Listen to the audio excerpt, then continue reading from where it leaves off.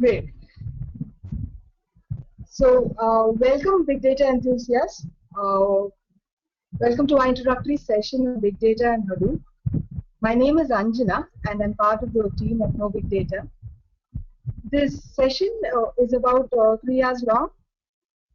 The first half will focus on what big data is and why it is relevant in today's world.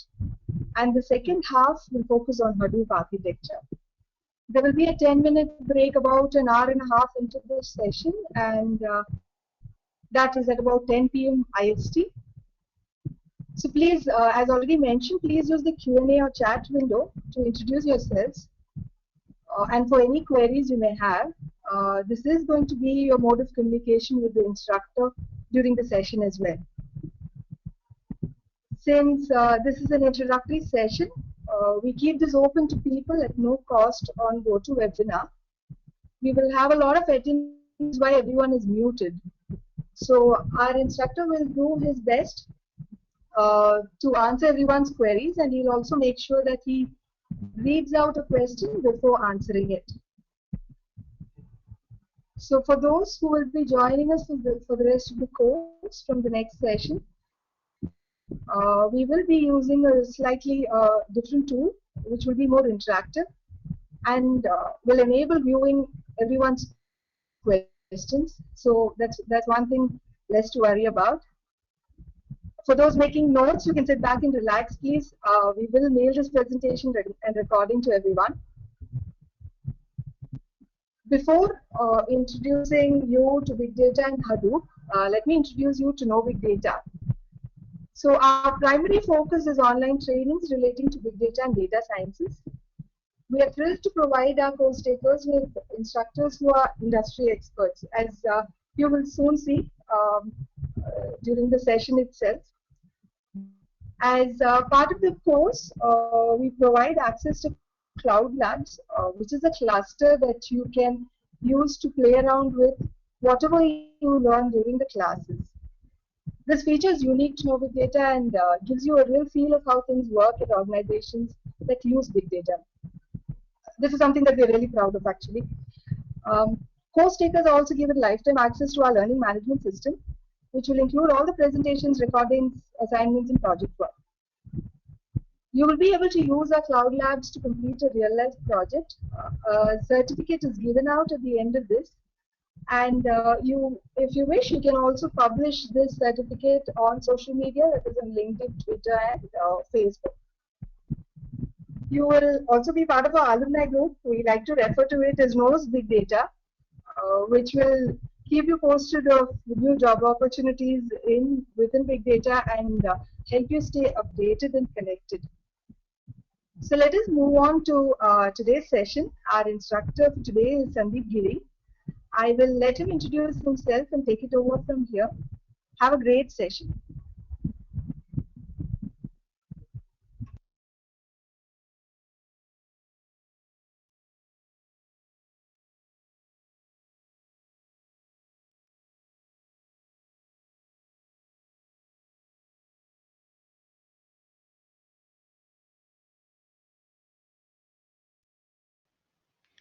Hi, can you hear me?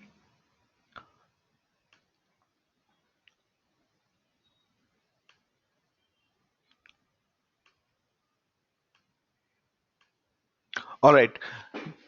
Good evening, everyone. This is Sandeep Giri here. I hope you are able to hear me. Great. Great. So, thank you, Anjana. Thank you for introducing No Big Data. And uh, let me introduce a bit. Let me tell you a bit about myself. I did my graduation in 2002 from IT Roorkee. Then I was working on big data systems, meaning a 10,000 node cluster we built at DE Shaw when the world did not handle that kind of data, right? And afterwards, I founded a company called TBits Global, which built a enterprise grade document management system. And afterwards, which was that product we built was similar to MongoDB.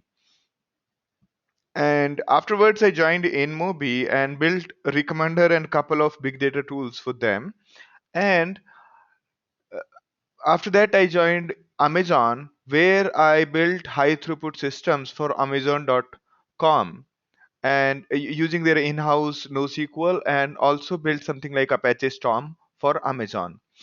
And then I founded No Big Data this year in the last year, and now this last year, 2014, in April, right? So right now we have around 9 months old company, which is going good, and we are a team of brilliant people from who are really really good at what they do. All right. So so again, welcome all. It will be great if you tell me a little bit about yourself before, as I have done for myself. It'll be great if you introduce yourself also. Okay. So okay, let me just go through everybody. Hi Venkatesh. Okay. Hi Madhusudhan. So please introduce yourself so that I can, go through your profile. So Arvind is a student that has no past or experience. I'm interested in field. I'm He's here to learn more about big data. Great, great, great, Arvind. You are at the right place. This is probably the most basic session you can have on big data and Hadoop, where where you will get introduced to what is big data, as well as you will not feel that you wasted your 3 hours, because you will learn a lot. I promise that part. All right. So the whole session is around 3 hours.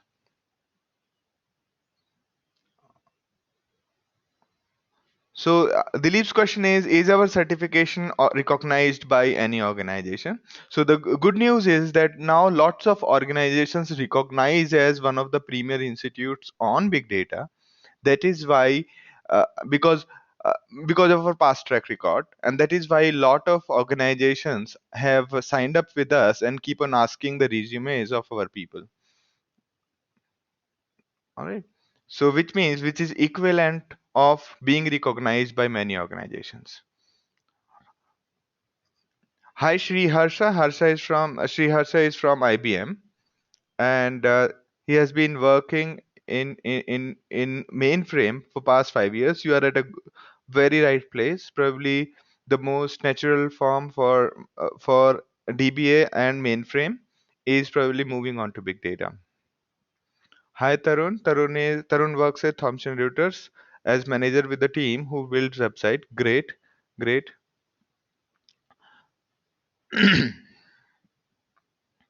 Hi Madhusudan. Madhusudan Madhusudan Kulkarni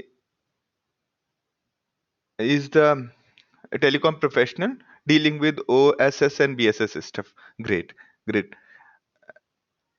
All right, great, great. Okay. Hi Tarun, welcome to the session. You will definitely learn a lot. How much big data and IoT are relevant? That's Madhusudan's question. You will definitely get to know by the mid of the session. Okay, this question will be answered by the mid of session. So Chaitanya is working as a technical designer infrastructure, looking to learn more in big data. Great, great.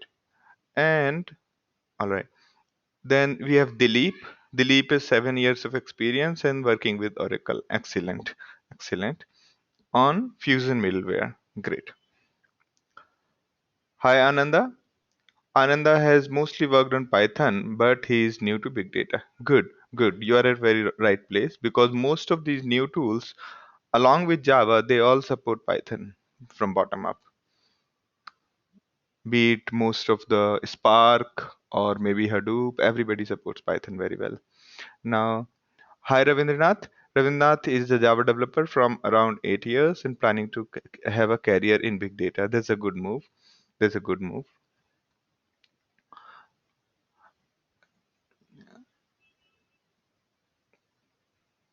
Okay, so hi Ranjit. Ranjit works with IBM and has not worked with Big Data Hadoop. I'm here to learn them so that I can work on this in future. Great, great. You are at a very right place. Hi Senthil. Senthil is a senior software developer in Java platform for past few years and past 3 years. Okay, good, good, good. Hi, Sunil. Sunil is open source hardware and IoT solutions promoter. Great to know you, Sunil.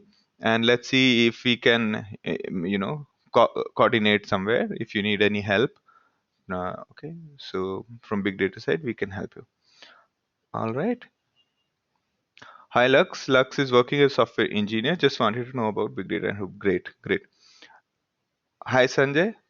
Sanjay is a co-founder of IdeaPoke, wants to build data app using big data. Need to know how big data will help app development. So the best way would be to know about what does it offer and why do you need it. And by the end of this session, probably I'm quite sure that you will understand how big data will help you. Okay. Hi Chaitanya. Chaitanya wants to know about jobs for infrastructure in big data. Okay, okay. So I'll show you a couple of slides on jobs. Right. Okay. Okay. So we have Senthil. Senthil is also curious to know about big data and Hadoop. Great. And Srihatsa is saying, do we have to know Java? Not really. Not really. Just that you need to know some kind of programming language for this particular course. But big data has many tools. You don't require programming. All right. Hi Ravi. Ravi is 1 year experience in working as a software engineer at Alcatel Lucent. Just want to know about Hadoop and big data. That's a good way to start. Hi Sachin. Sachin is here to learn big data and Hadoop and already learned SAP HANA. Great, great to know, Sachin. And all right. So prerequisites for this course, this whole Hadoop development course, is different from the first session. First session is very generic, and for the whole course, you might require a bit of knowledge about databases and a bit of knowledge about any programming language. Okay, and maybe a little bit about Unix command line. Okay, but for this first session, it's quite generic and it's open to all. All right. Yeah. Problem is that this question window is not shareable with all. Therefore, Senthil is not able to see it. Okay. So, but in the next session onwards, we'll be using a tool where you can see each other's question. Okay. All right. So this session will go on for close to 3 hours. Okay. And all of you will get the recordings as well as the presentation of the session. So nothing to worry. Hi Prashant. Prashant is an Informatica developer. Good. All right. So we'll also tell you about the entire course structure. We'll let you know about that. Okay. So let's start before further delay. Great. So we have 53 attendees. Great. And let me.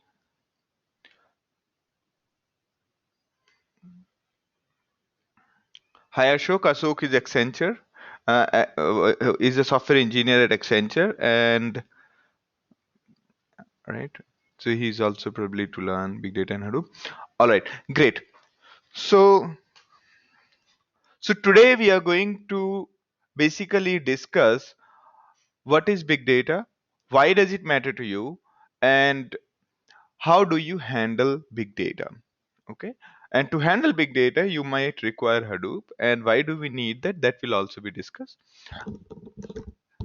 And in the second half, we will start with the Hadoop architecture and we will go into the details of Hadoop distributed file system.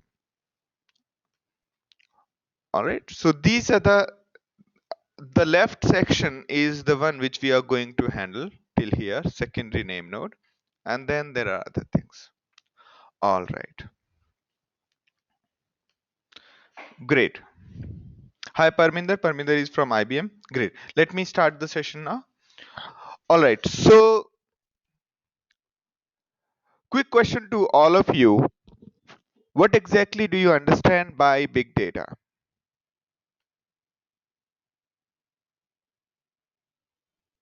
What is your understanding so far? What does it mean by big data to you?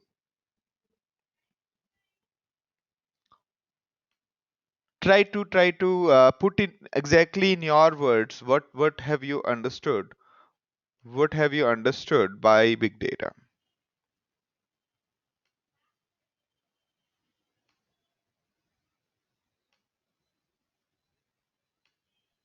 All right. So probably great. So I've got a great number of questions. So I'll go through more answers. So Parminder says lot of data to analyze. Good. Chaitanya says data which is fast, various types and variety. Good. Data in multiple and millions of record. Good. That was Sachin, and before that was Chaitanya. And Parminder was completing his point. Lot of data to analyze, synthesize, and process. Okay. Another says huge amount of data, but in structured way. Good. Good. But in unstructured way, not a structured way. We can manage huge data. Okay. That was Ashok. All right. So Prashant's point is that it's a combination of structured and semi-structured and unstructured data. All right. The data that can't be handled by one or few machines. That's Lux. Okay. Good. Something like storing large amounts of data. All right. Sunil says the terabytes of data, huge data in real time. In huge real time. Ravi says unstructured data. Dilip says as per IBM, the data with huge volume and generated by various systems. And Manjeer says organizing and utilizing lots of random data. Sachin says analyzing millions of records. Narayana says big data is a huge amount of data that grows over the volume. Okay. And Chaitanya says more data. Data stored in different location can be logically connected. That's Senthil. In-depth data analytics. That is eTank. And that is eTank. And big data is not a relational. That is Linjit. Analyzing and manipulating large amounts of data. That was Arvind. Data sets which is difficult to analyze and process. Prasant. All traditional systems, so a structure that are predefined, but nowadays more. Okay. All right. So most of you have answered the same, answered correctly. And let me put it in my words and the way we look at big data. So in very simple words, data of very big size. Okay. The data of very big size that you cannot process with usual tools. And for handling such big data, you will require distributed architecture. And this data could be structured, unstructured. So fourth statement is actually pointless because we are saying any kind of data. And first statement is also fairly generic. It doesn't make any sense. And second statement says that cannot process with usual tools. So usual definition of usual is also quite subjective. So in very conclusive way, the third point is most important point in the whole slide, which says a big data is a data for which to process that kind of a data you require distributed architecture, and that's what we call big data. Okay, that's what we call big data. So the moment you realize that you cannot handle means store and process. When you cannot handle a data on a single machine, you require multiple computers, maybe 10 or 15 or maybe 5, but you require a distributed architecture. Distributed architecture means multiple computers. working together to do the job. All right. So an architecture that runs on multiple computers is called distributed architecture. All right. So that is the definition we will subscribe to, and that is the definition we will stick to. Okay. And we will go ahead and discuss it in detail. And you will realize that almost all the tools which we discuss about, which lie under the umbrella of big data tools, they all have a common property called distributed architecture. Right. Now, this is the standard definition given by IBM. One of you have already mentioned it, right? So, a big data basically comprises. This is IBM's way of defining things. Okay, they keep on adding more V's every year. They added veracity last year, and then last year they added one more thing into this called value. And I don't know what is it they are going to add in this further. Okay, so but let's just try to define it so that if somebody asks you what is big data, you can fairly say that actually it's a data which cannot be handled using a single no computer, for which you require distributed architecture. But if you are looking for IBM's way of defining things, here is the definition. Okay, so big data is has these four characteristics. First one is, it can be one or more characteristics. It doesn't big data doesn't need to have all these four characteristics, right? So first one is volume. What does it mean by volume? It should be, if the data is too huge, if data is too huge to be handled by one computer or to be handled by traditional tools, then we call the data as big data. Okay, so it could be terabytes, exabytes, or whatever the data it could be. Then second is velocity. This is something interesting which we keep on ignoring when we deal with data. So so velocity is when we, although the data stored is small, the data stored is small, but there is just too much of data in the motion. Can somebody give me a quick example of such thing where volume is low but velocity is high?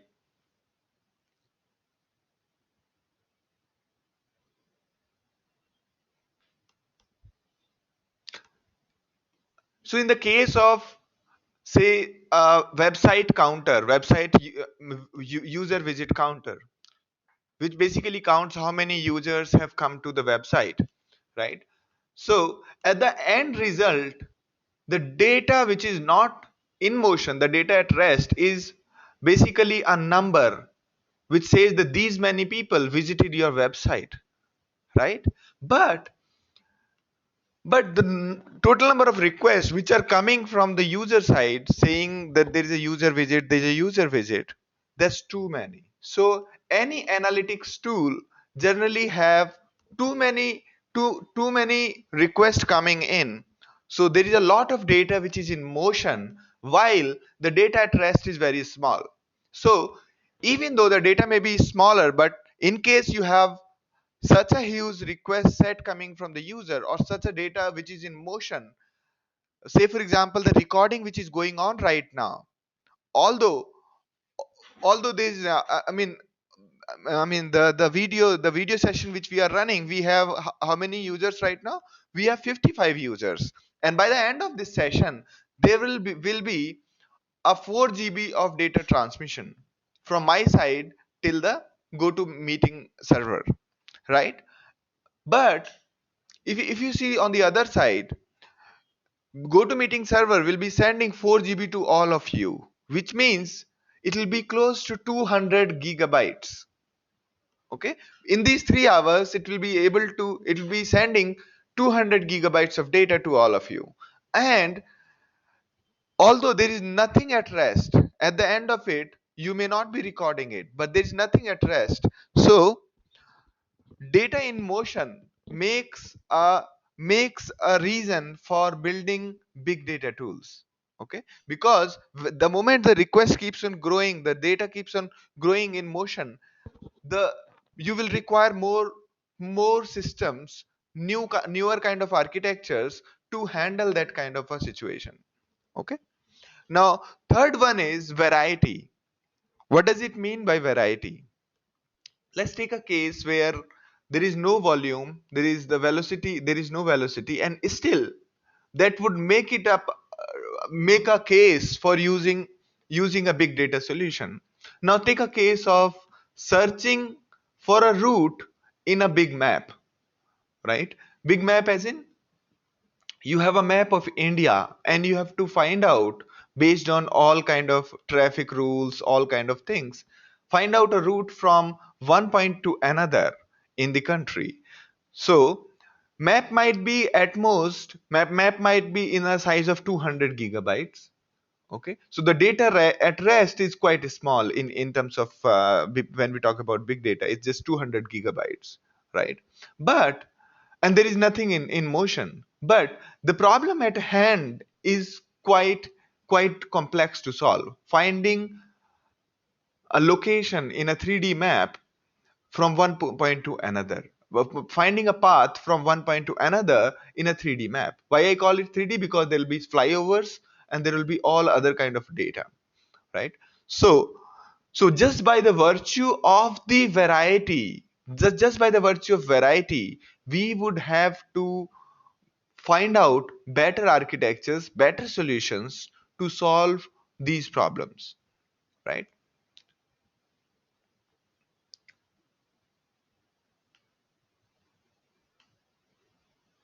All right.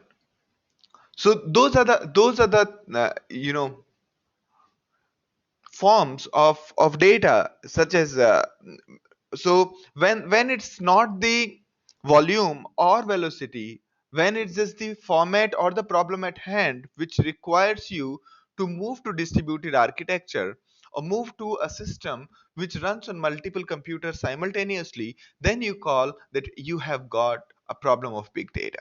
Now fourth one is veracity. Veracity is something, you know when just because of the confusion or doubt you end up handling lot of data, then we call that just because of the confusion we ended up dealing with lot of big data.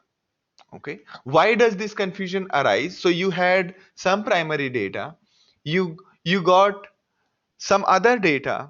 Now you have to figure out the first data set or the second data set, which one is more useful and or which one can be discarded. But till the point we conclude that which one need to be discarded or which one need to be kept, we have to handle this data. When I say handle, it means storage and process, right? Therefore, just because of the confusion, uncertainties, we end up handling a lot of big data. We end up making our data as big data. Okay, just because of inconsistencies and just because of the non clarity, right? That's when we call that, due to veracity, our data is big data. All right. Okay, so Ravindra, Chaitanya and Prashant has answered the question as stocks, online videos and movies when I was talking about velocity. Very good point actually. All right, so yeah, all three of these are good. Now, any questions on this? So what we talked about, whenever data becomes our data can become big data by virtue of any of these four properties or more than one of those. Maybe your problem has volume as well as velocity, both, or maybe all three: volume, velocity and variety, or maybe all four. Okay, so these are the four characteristics or the four reasons why we have to employ new kind of tools to handle a data set. All right. Yeah. So Sachin's point is that veracity is not clear. The fact is that veracity is not supposed to be clear. Okay. So let me try to explain again. So say you got one data set which was basically the temperatures of all the cities in the world over a year per minute data. Okay, so you got one data set which says that these are the temperatures of the whole world for last 20 years, where we have taken recordings every day. That's the first data set. Now second data set we have gotten is based on GPS location. We have got the temperatures of all the city countries. Okay, the whole world we have got GPS location of say 100-meter spaced, and we have got such temperatures for every 2 minutes of past 20 years. So we have two data sets, and we think that maybe the second data set is good enough for us, so that we can throw away the first data set, right? Because both are temperature data, and second one looks more fine grained than the first one. But till the point you compare the two results and you find that both of them are, I mean, first one is a superset of the second one, or second one is a superset of the first one, we cannot take a call on deletion of any of such data, right? So till the point we figure out that we don't require first one, because we can deduce this data from the second one, we have to handle both the data, we have to store both the data, we will have to compare the data, and just because we have got humongous data in place, we will have to handle this using a newer set of systems. Okay, and for most of the organization, it is this consistency which leads to maybe hundreds of data set for the singular information. Okay, hundreds of replicas of the same data, but some are in inconsistent state and people are confused which one to keep. So in these scenarios, so the data in doubt is making us keep so many records, so many 100 copies of the same data, and therefore data in doubt, this inconsistency, this confusion is is causing us to store all of this data and handle all of this data, right? And therefore veracity is another property which because of which a data gets converted into big data. Okay.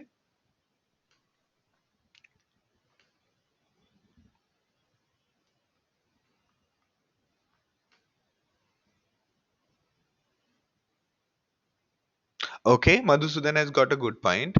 Can we say that my data in Facebook as volume, my login as velocity, my sharing of the data on Facebook is variety, and fa- Facebook creating some historic video of my life as well? Good, very good point, very good point. So yes, so except for sharing, when you log into the Facebook and keep on writing messages, that leads to velocity as well, other than you refreshing the page or Facebook web app continuously checking onto the server. That all leads to the velocity, right? That's a very good point. So let me again repeat this. So what he says is that that Facebook has, so he has given a good analogy. So what he says is that the data is stored, your data is stored on Facebook, your videos, everything, that is data at rest. While that makes up the volume. When you keep on logging into Facebook, or your mobile app keeps on logging and checking your status, that is causing the velocity. Now the kind of data you are storing, photos, or you're sharing the statuses, you are sharing the news article, that causes a lot of variety, okay, other than your relational data. While veracity is that Facebook is taking up your existing data and forming the videos, and that video is a duplication of the actual data that you might have to maybe delete later on, so that might look like a veracity. Good. Yeah, thank you, Madhusudan, for good example. Yeah. All right. So just to check if you guys are awake or I have put you to sleep. So how many bytes are there in a petabyte?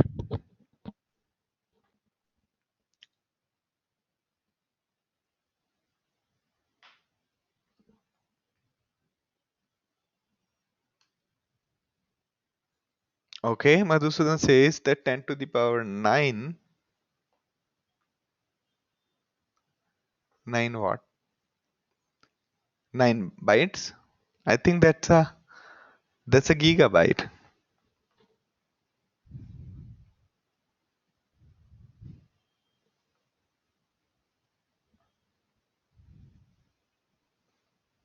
Okay, Senthil says 2 to the power 18. Actually, it's far more than that. 2 to the power 18 is nothing actually.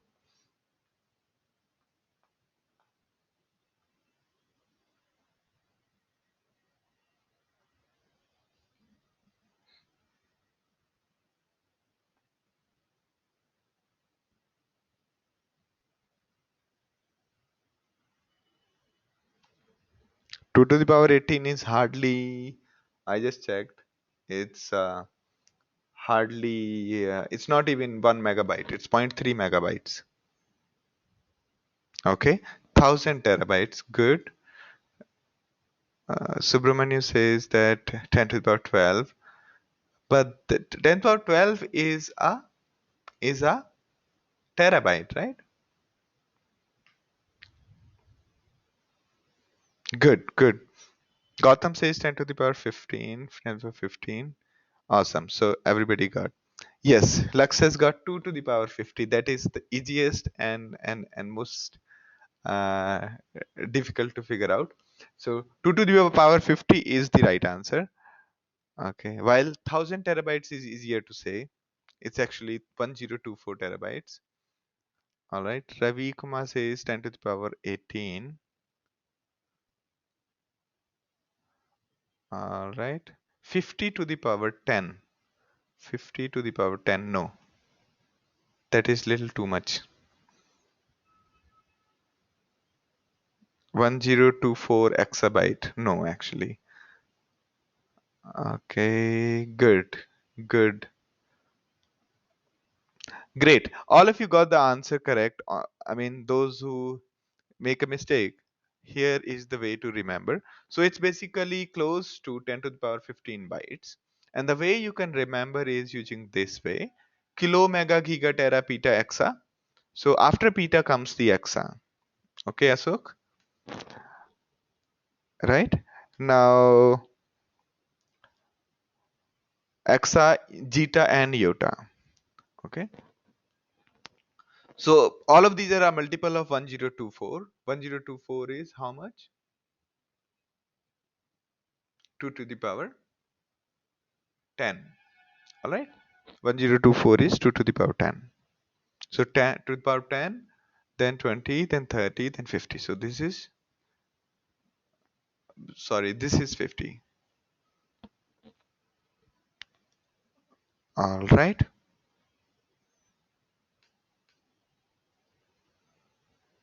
So close to, yeah. So Priya, everybody is muted, and the way if see there are around 60 people in the session, so that is the reason why everybody is muted. So the way to communicate with the organizer is by typing into QA, the way you have talked just now.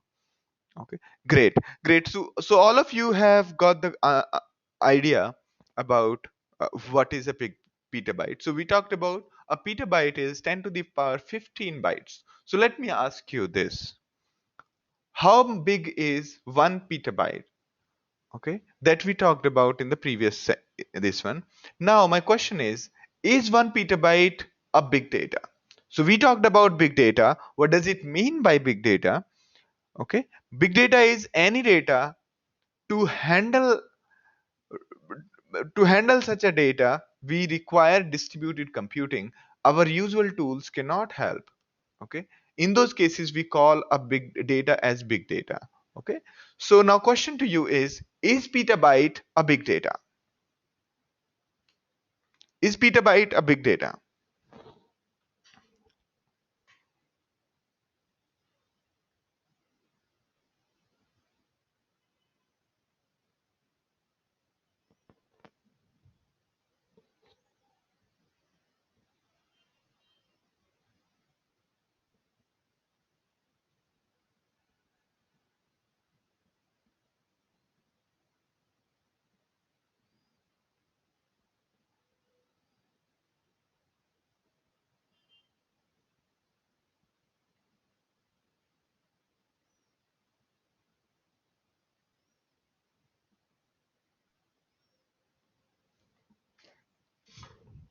All right. Okay.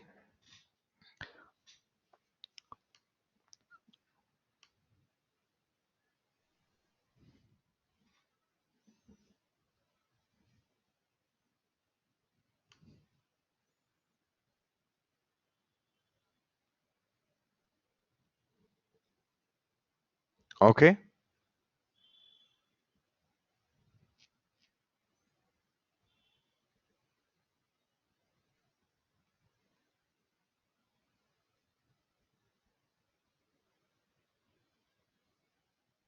That is very interesting. So Arvind says Arvind says that not by itself, according to IBM. Chaitanya says required distributed processing. It's a big volume. Priya says maybe today, but may not be tomorrow. Okay. And okay. And but my question is that is petabyte a big data? If not, can you suggest me a way to handle a petabyte of data using your usual tools? That will be my next question. Okay. And we will actually go into that detail.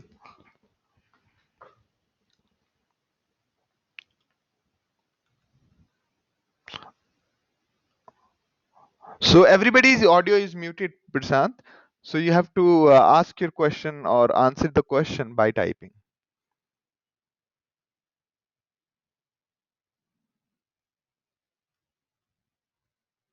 Okay.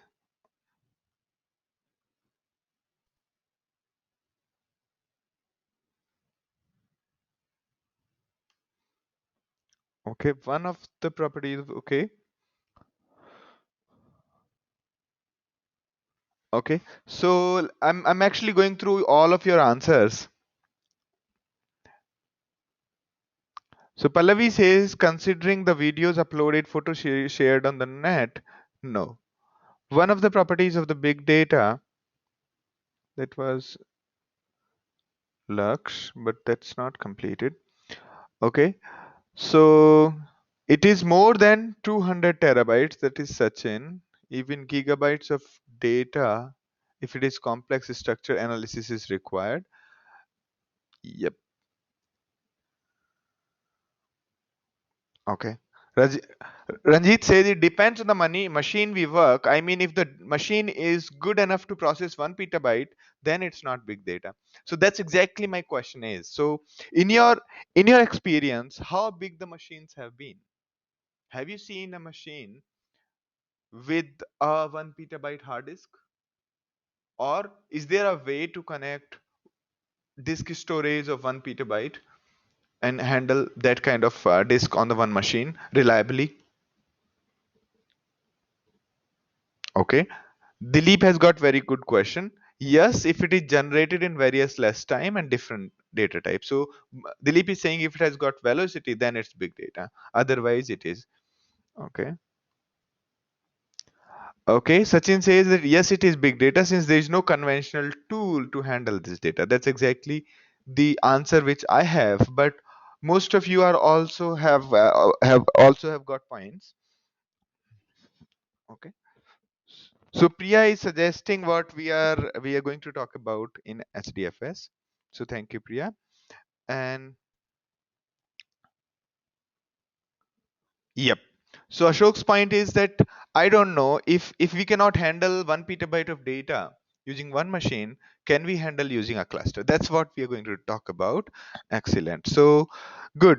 Good. So all of you have got the hang of what we are going to talk about, right? So Betharu's point is also pretty valid. He says that although we can handle and process 1 petabyte of data without distributed architecture, but the job may take huge time to complete. That's a very valid point.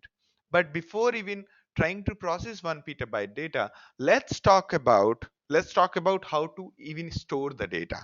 Okay, and you will realize that most of the network file system we have talked about are not really a way to go forward, and we will talk about that part because we realized in 2002 itself, when we had to handle 1 petabyte data, our usual network file system did not help us in any way. After few hundred terabytes, few hundreds of terabytes, then the whole network file system became so clumsy that it was impossible to handle that kind of a file system. Okay, we'll go into that detail.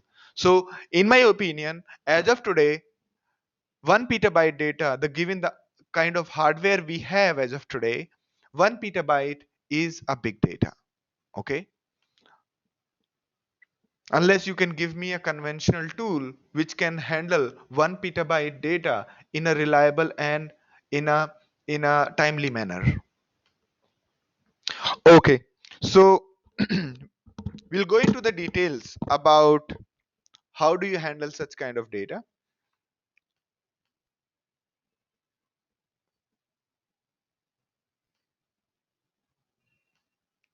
Okay, so some of you are complaining that my voice is not clear. So are you guys able to hear me? Good. So I'll move on. So this is the classic diagram. Some people conducted the study and some people figured out how much is the global information storage capacity over the timeline. So here the upper part is the analog and lower part is the digital. So these are the digital storage stored data, and the upper part is analog stored data. What is analog? The data is stored in tape drive, audio cassettes, and other kind of analog devices, right? And digital storage is the data where data is stored in bytes, and data is stored in bits, and we transform the data into bits, and when we read from the devices, we read it in bits and then zeros and ones, and then we form the actual information. Okay, so examples are CDs and hard disks. Now if you see here, there are a few points to note. First, analog storage did not grow. Analog storage did not grow. It remained almost as it was. The paper, the film, the audio tape, the vinyl, and the floppies, and all of this did not grow much. Did not grow much. While digital storage expanded exponentially. What does it mean by exponentially? The rate at which the data was increasing was dependent on how much data we had. That's what we call exponential growth.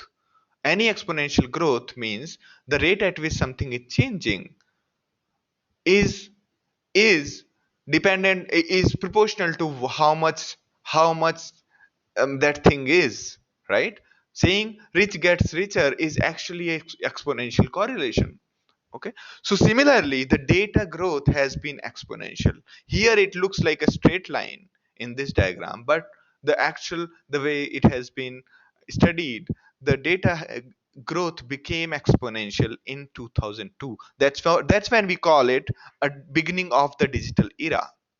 Okay, that's the starting point of the digital era, right? So now why did that happen? Why did that happen? Why did the information suddenly became uh, e- the explosion, the exponential, the exponential growth of the data? Why did that happen? Right? So answer is twofold. First, connectivity. Second, devices. The smartphones became so popular, or before smartphones, the other kinds of devices became became cheaper, faster, and smaller. Those three parameters for the hardware.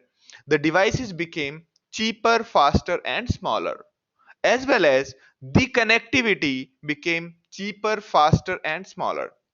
I mean, when I call smaller means the wire which carries the data became almost invisible. Right now we have Wi-Fi, 3H, 3G, 4G, and all of that. Okay, so while on one end the devices, the computing devices became cheaper, faster, and smaller. On the other side, the the connectivity kept on improving day by day. And because of the connectivity, the data multiplication and data transfer happens. And that's what, while on one hand, computing devices, including phone, laptop, tablets, and and various kinds of sensors, and various kinds of reading devices, temperature reading devices, this, that, and various kinds of webcams, they all generate the data, and using connectivity they transfer to across the world. And the way we give an example of GoToMeeting, it just because of the sheer connectivity, data got multiplied by 50 and now 60, because there are 60 people in this session. Okay, there are 60 people in this session. So I'm generating a data, and these devices, similarly, these all devices generate data, and the data is multiplied by the connectivity. So the more the connectivity, the more the data generation, and so on. And all of this was put to the use, and brought people onto more people onto the whole network. That it was due to these social networks: Facebook, YouTube's, Google Plus, Twitter, Flickr. All of these tools assist in generating or transferring the data using the underlying hardwares. Okay, so these three things, hardware, connectivity, and software, these three things made it possible for the data to grow so fast. And and, and there is no other option than building a capability to handle that kind of data. There is no other option than building a capability. You can no longer say that we will not handle this data. You can no longer say. Earlier we used to drop the data, delete the data, pass data, but now you don't have an option. Even if you delete the data, still it's a huge data. So you need to figure out, you need to build tools, you need to learn tools which can handle that kind of a data. All right, now why does the data poses a problem to you? Whenever we call data, why does it pose the problem to you? Okay, so there are four pillars. I call them four pillars of computing. First one is your CPU. Although everything inside your CPU box, everything inside your computer is equally important. Okay, but these are the four quantifiable ways of measuring the computing in general. First one is the CPU. CPU is the one which does the flip flop. Okay, the actual hardware which does the main job of taking the calls, taking the decisions, switching through ifs and else's. So CPU is the most important one. The faster the CPU, the faster it can switch between various instructions, the faster it will be able to do the computations for you. Okay, so first one is CPU, second one is RAM. Second one is RAM. What is a RAM? RAM is the memory from which it's quite fast to read the data. So the faster the RAM, the faster CPU will be able to perform, because CPU has to read the data from somewhere and write the data somewhere. If it is able to read it faster, it'll be able to process faster. Third one is, and when we talk about this, when I talk about RAM here, it means L2 cache, L1 cache, all of those caches which you have heard about during gaming or during building a servers, as well as the speed at which you can read from the RAM. All of that I'm talking here in under one single term called RAM. Third one is the disk size and the speed. Okay, so the faster the disk you have, you will be able to process the data faster. The bigger the disk you have, you will be able to store it. It's quite obvious, right? But there are many kind of innovations that are going on when we talk about the disk size. Okay, now we have solid state hard drives.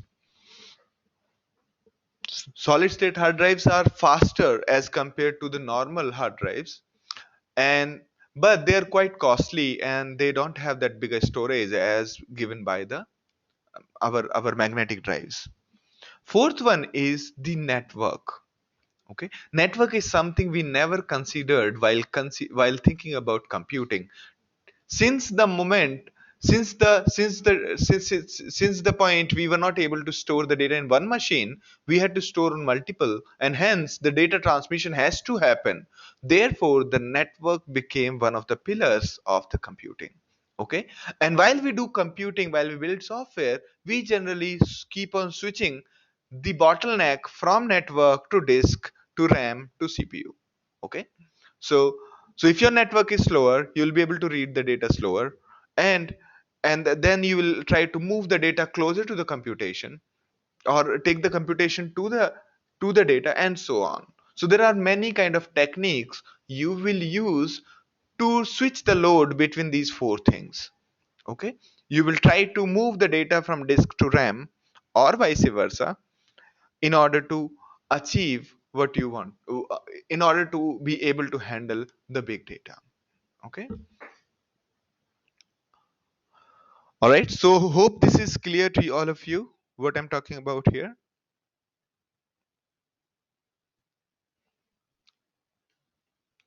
All right, and the important part which I forgot to tell, the important part which I forgot to tell is, at least one of these components is going to be the bottleneck. At least one of these is going to be the bottleneck when you handle the big data. So if your data is really huge, what will happen is you cannot store it on one computer. So you'll have multiple computers, which means you'll have network in place, and then network will become the bottleneck. First your disk was becoming the bottleneck, so you put more disks, and then you connected them, the network became bottleneck. Okay, and soon enough, when you have more and more kind of variety and kind of your complex data, your RAM will get full. You cannot read all of this data into RAM, so you'll be putting some data into the disk back. So RAM became the bottleneck.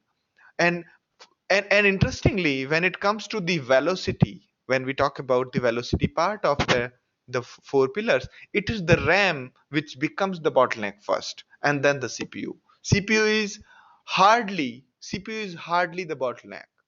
Okay, as opposed to our the way we have learned. The way we have learned always is that we have got Pentium 4 processor, Pentium 3 processor, and so on. But in reality, CPU is hardly the bottleneck. So, all right.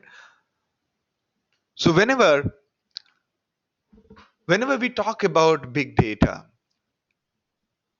any of these four component will become the bottleneck, and that's when you will realize that we need to invent a software which can do the rebalancing or do some sort of a transfer of the load from one component to another. Okay, and that's when we call that, hey, we could not handle our work using usual software, because one of these four pillars, one of these four components became the bottleneck. Okay, So that's the reason I'm talking about these four things. So either your CPU will become bottleneck, then you'll say, hey, I have to switch on to a distributed computing, and hence we require a new kind of software. We need to build some kind of software, use some kind of software, which because we'll have multiple computers. Or your RAM becomes such a bottleneck, then you say, hey, we need to have, we cannot go beyond this much RAM. We need to have some kind of a multiple machines to give us this kind of results. In those cases, you will shift to a database like Redis, which is a RAM based database, but it is distributed. And third thing is, in case your disk is becoming smaller all the time, then you will have to figure out, add more computers to the network so that you can. So effectively, what I'm trying to portray, at least one of them will become the bottleneck when you handle the big data. Okay.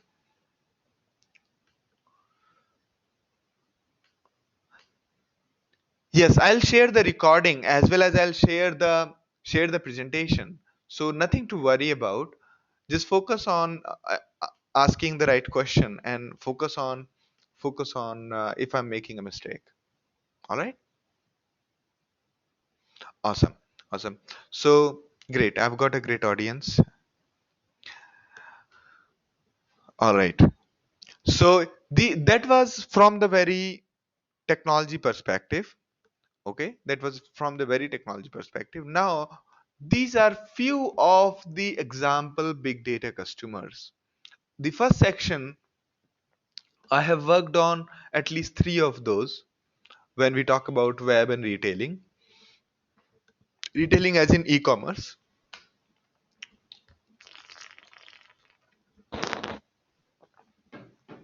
So the first part is the recommendation engine. Okay,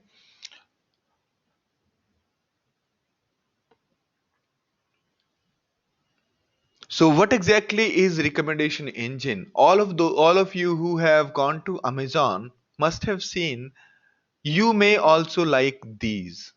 Okay, people who like this also like this, right? So in recommendation engine, we do it day in day out. When we visit a friend, we talk about what kind of movies do you like. You may also like this if you like this, and based on your requirement, you may also like these kind of things. So we do recommendation to each other all the time. Okay, just that the recommendation we give depend on a very smaller data set, that is me and few more people. That's all. But when you think about companies like Amazon, companies like Google, or other even like InMobi, we gave the recommendation based on 200 terabyte data, more than 10 million users. Okay, so the why recommendation engine is makes a very good use case and probably the most basic use case of big data, because the bigger the data gets, the better the recommendation would be, the precision of recommendation will be better. Similarly, the precision will be better, as well as there will be more recommendations to give. Okay, so it's like saying that if you are finding out average of movie ratings, it will be better if you have too many ratings, because only then the average will be really really good. Okay, if you have only two data points, the average will be very skewed or maybe completely wrong. So, on the similar thought, recommendations will be better, more precise, as well as recommendations will be good enough in numbers so that you can present to the user. If we have only one product to recommend, that will not be really a great comfort to the end user. All right. So, recommendation engine generally work on a big data level, and whenever you have to build a recommendation engine and you have got sufficient amount of data, you got to handle you got to have the big data tools. Okay, second one is ad targeting. All right, is recommendation engine clear to all of you? If it's not clear, you can ask me before I move on to the second point.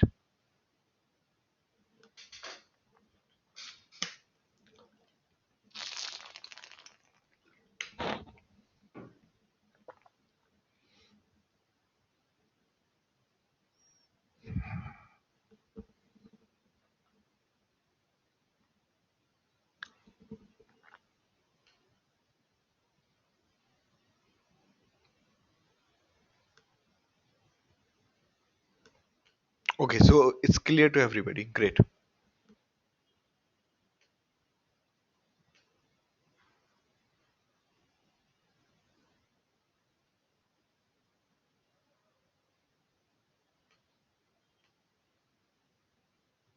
Great.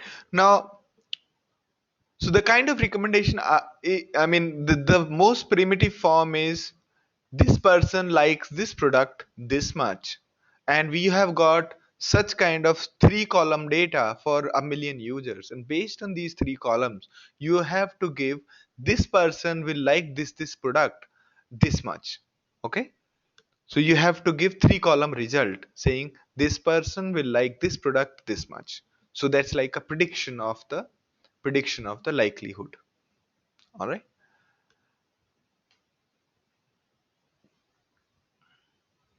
So Madhusudan's question is Zomato reviews ratings or Book My Show review ratings are recommendation? Not really. Those are generally reviews and ratings. Okay. Those are not really the recommendation. Recommendation is something which is reviews is something user wrote it and they are displaying it. They did not do a computation. Okay. But giving the recommendation that since you liked this restaurant, you may also like this. Or since you live in Whitefield, you may like these restaurants. Those are recommendations. All right. So so we actually go over in one of the classes over one full recommendation example where we'll try to build a recommendation on the movie reviews and ratings. Now, second point is the ad targeting. Ad targeting is something very specific to few companies. Okay, I mean, you may not have faced it, but imagine this: for a company like Google, there are, or maybe InMobi, where I was working earlier, you have got lots of ads to display. Ads, we call it inventory. So you have got inventory of ads which you can display to users, and these ads would be say around 100,000 ads or maybe a million ads to show to the users. So we have got a million ads to show to the users, and we have got around 10,000 requests coming in per second from the end users. And who are these end users? People playing games, people visiting website, people visiting our search portal. So all of these users, when they are visiting these places or these real estates, we need to display the ads. And based on the each individual user, as well as the targeting, as well as the, on one hand you have got ads, on other hand you have got these end users. You want to display the ad such that it's most relevant to the user, as well as it should not be violating any kind of a uh, any kind of a uh, legalities. Okay, it should not be violating, say for example in US you cannot sell drugs. Okay, there are hundreds of such kind of a legalities, as well as each user has got certain kind of a history, certain kind of a behavior. If you give him the best ad possible, the user is going to get click it and will find it more useful, and hence your ads will be far more successful. Okay, if otherwise your ads will irritate the user. That is the role of ad targeting. The more the relevant the ad, the more the better it gets. Now imagine this: so you have got 10,000 users per second and you have got a million ads in the inventory. Which one to show to which one? And that becomes a complex deal. So to handle such kind of a situation, you cannot live without building a cluster of computers and without building a solution on top of those kind of big data tools. Okay, so ad targeting makes really important use case for the big data. Then search quality. Most of us think that search quality is only a problem of Google. The answer is no. Even the companies who I've worked with, be it DE Shaw, in 2002 we built an internal search engine. We be it D Shaw, be it T-Bits Global, which I built, where there was a search I provided to all of enterprises. Although my data was 100 terabyte, hardly, sorry, not 100 terabytes, it was hardly 100 gigabytes to 1 terabyte. Okay, only in one case we hit 1 terabyte. All right, still, when I thought about providing the good search, I realized that I need to do a lot of data churning in order to provide really good ads.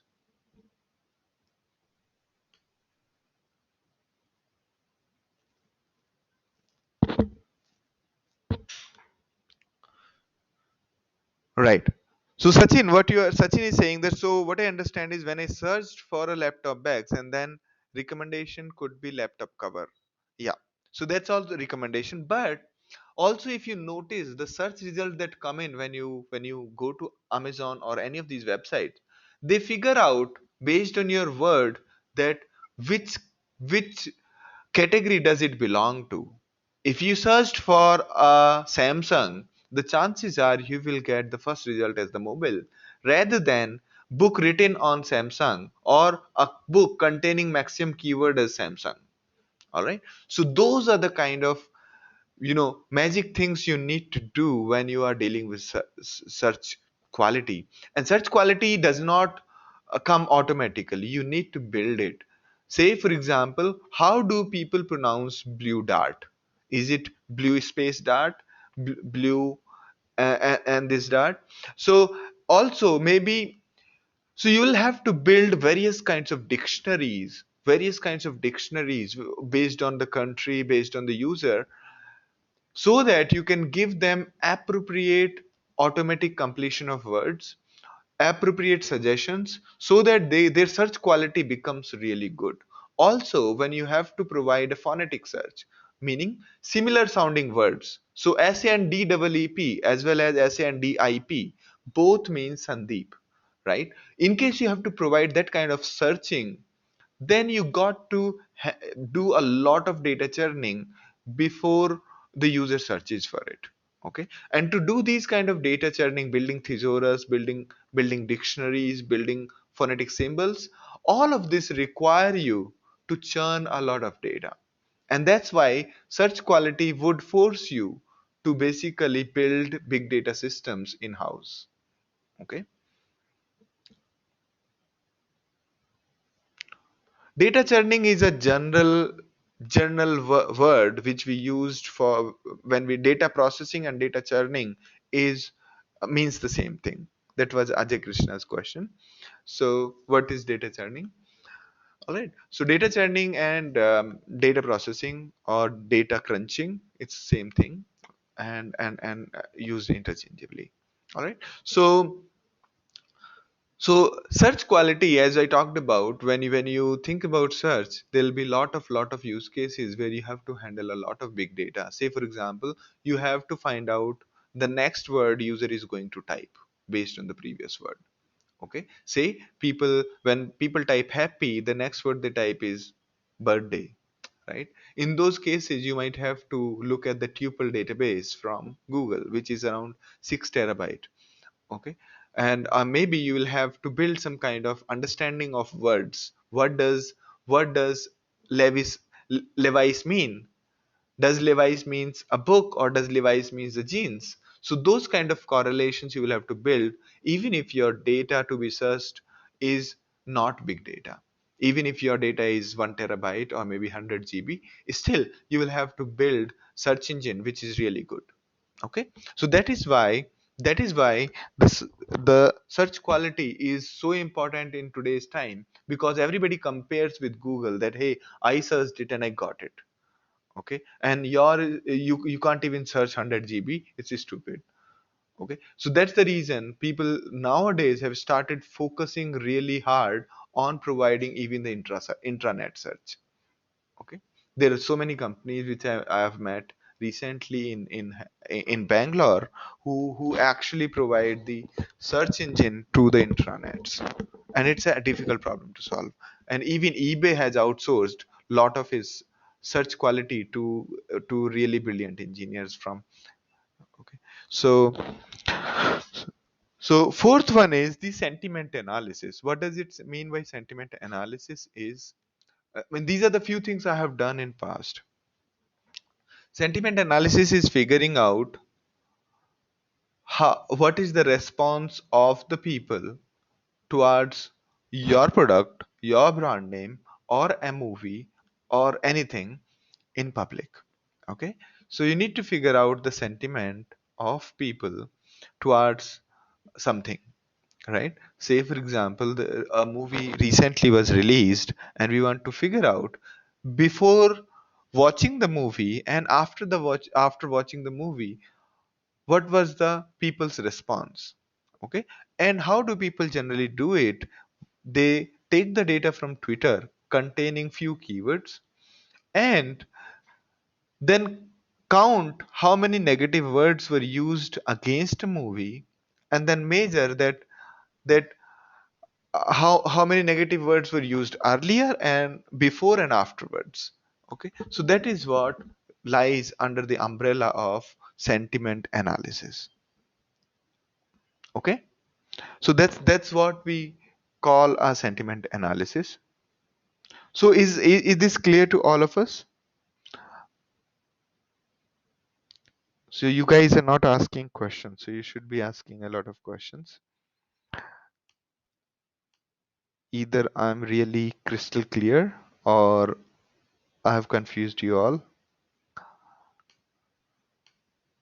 That's the reason I'm not getting many questions. Good, good. So only two guys have got it clear. All right. So fourth case is abuse and click fraud detection. So there are many kinds of frauds, and click fraud is just one of them. So for many kinds of fraud, figuring out a pattern of a fraud, that say whenever people are buying suddenly multiple things of from various territories, is generally a credit card fraud. To figure out this from billions of transactions and immediately block a credit card is a very very important thing. For example, if you go to, if you are using Google Ads, or some of these tools, where you start suddenly, you start start spending too much. Till yesterday you were spending very low, and today you started spending really high. They will immediately send you an alert that looks like, what happened suddenly. Okay, because that's a general pattern of people who get access to the credit card suddenly. Okay, so that's a very important thing to figure out. Was the pattern, was a pattern in the user behavior that is fraud, that can be tagged as a fraud. For example, all the kids app people use, we used to, at InMobi, we got so many clicks from them. Okay, we got so many clicks from the apps which were used by kids. So we had to figure out whether this click on the ad was genuine, intentional, or was by a kid and was accidental. So we had to figure out a pattern in all of these transactions to figure out which one is fraud and which one is real. Okay, or which one is suspected. Okay, so to do all of this, the more the data you have, more history you have, the better it gets. And hence, since you have to handle too much of data to figure out a certain pattern or understand the pattern, you will have to handle the big data, and hence that becomes the good use case for the big data tools. All right. And on the similar line, you have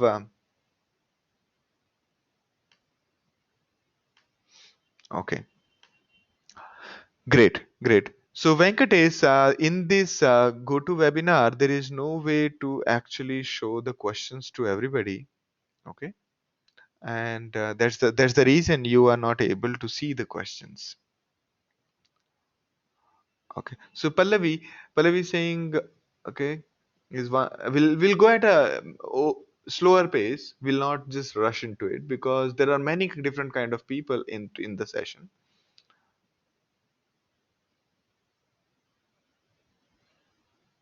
Okay, good. Thank you, Priya. You're liking it, and it's clear.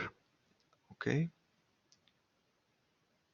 Okay, so Chaitanya has got a question. Within big data, is there a search engine or tool which can be used for specific words?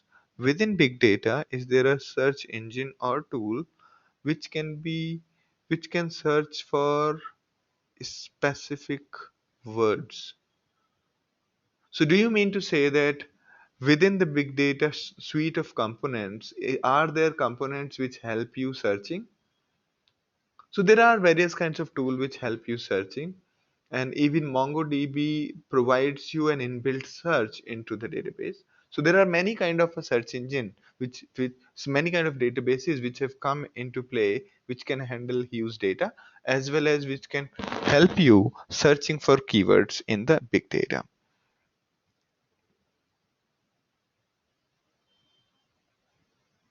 So Madhusudan's question is there a fast and hard and fast rules to say something is a fraud or not? There is no hard and fast rule to figure that out.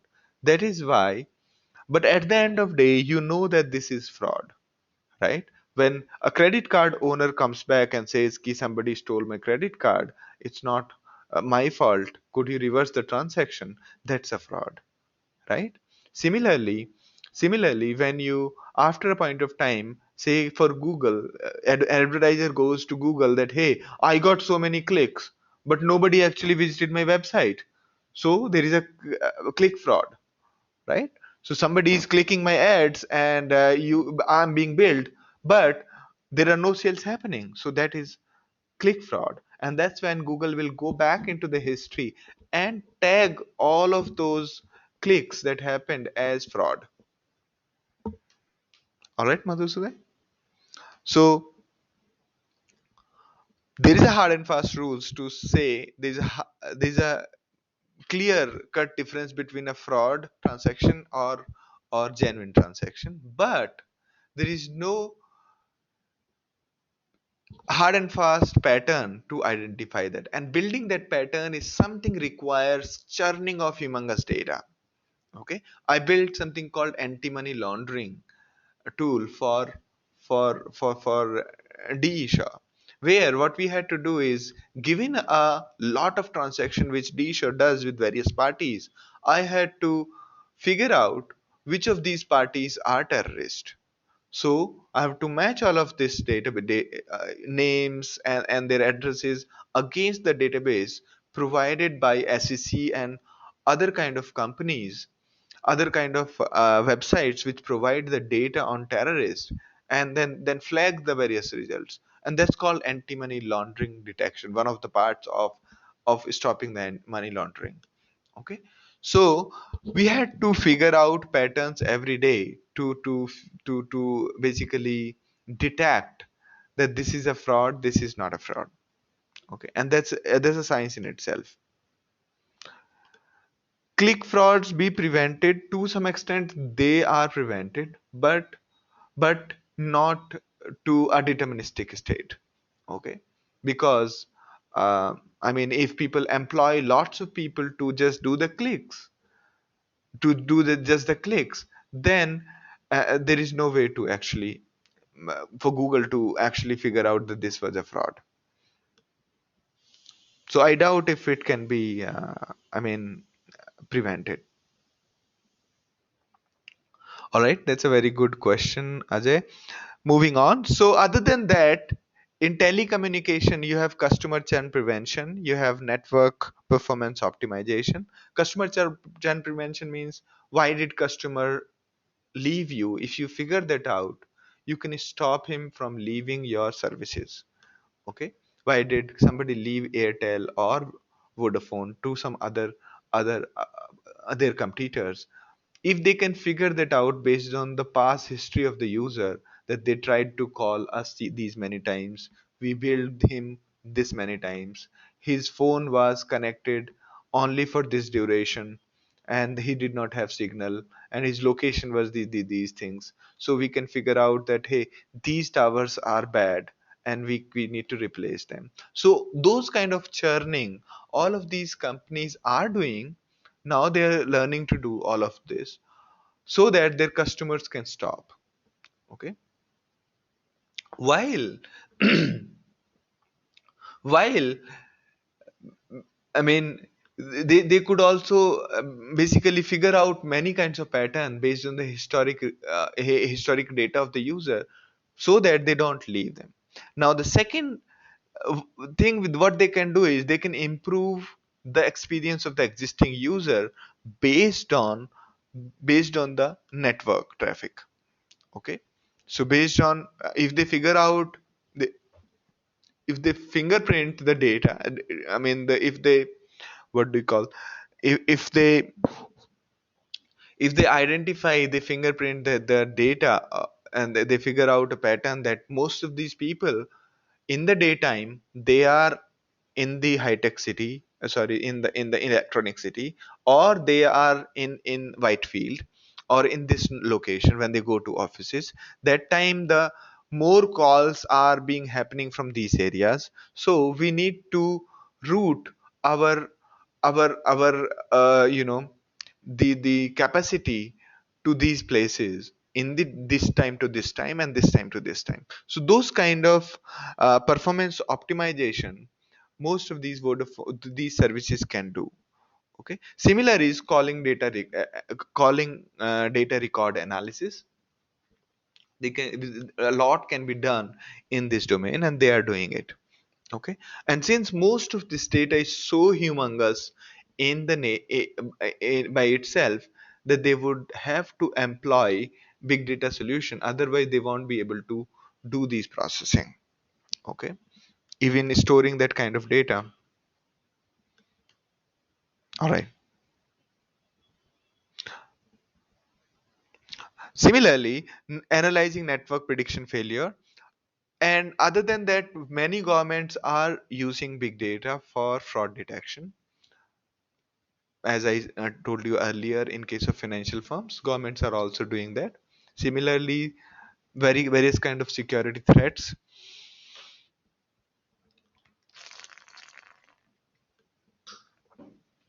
And then in healthcare and life sciences, it's actually genuinely used. And most of these examples I have taken from Hadoop's website, where their solutions are being used by various companies or various organizations. Okay.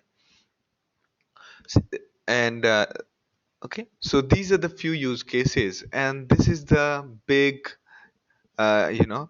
So here, this sheet, I need to be, warn you that this diagram is basically based on Hadoop's data, not based on big data, because that is something I have not been able to gather the statistics upon. Okay, but this was more deterministic to identify. So the bigger the font size, the more the number of Hadoop installations they have. Okay, so Yahoo has maximum number of Hadoop installation, and Facebook has their own system like Cassandra and other servers. Therefore, Facebook has got a smaller font, and rest of the people are there.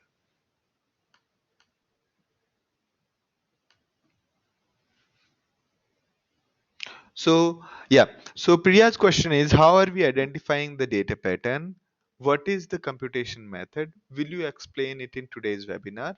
The quick answer, Priya, is no. We'll be talking about this in a data sciences course, which is separate.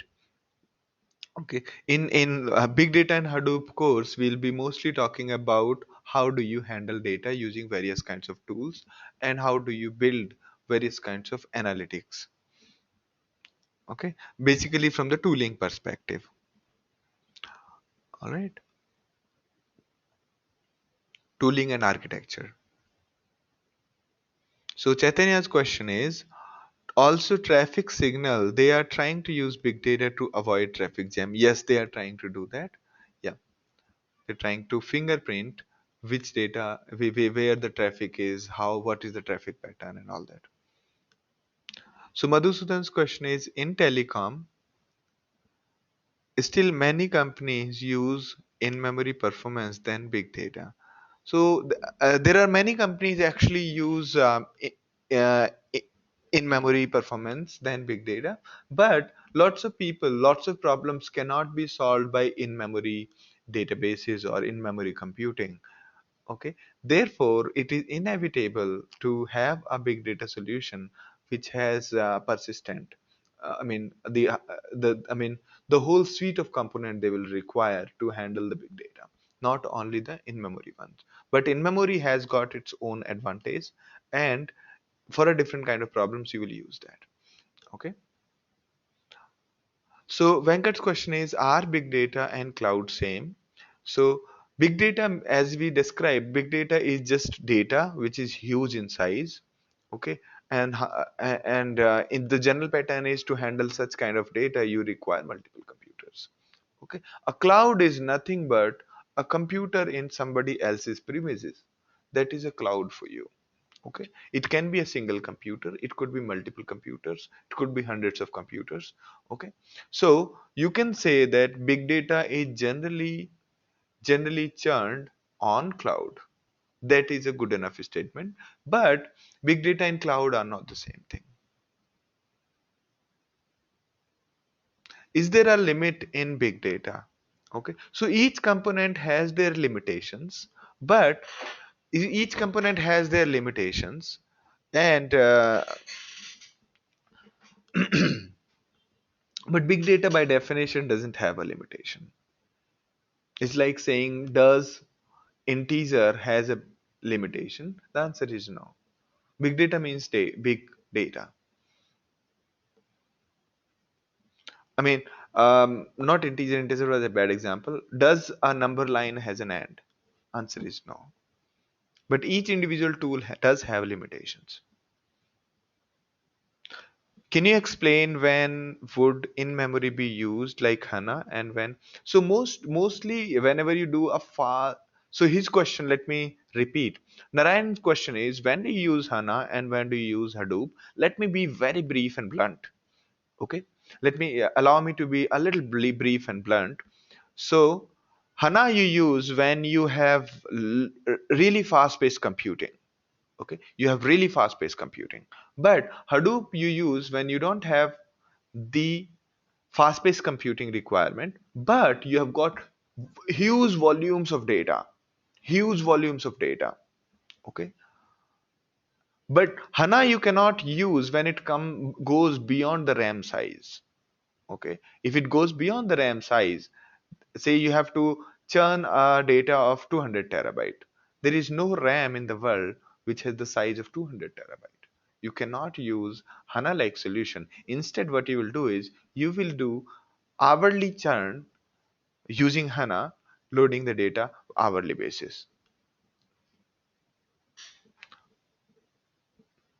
Okay, how is big data related to parallel computing? Very good point, Madhav.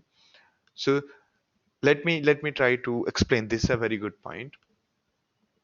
So when you try to do when you try to divide your work onto multiple processors, so you generally have two processors in a computer, and when you try to divide your work into two processors, that starts the domain of parallel computing.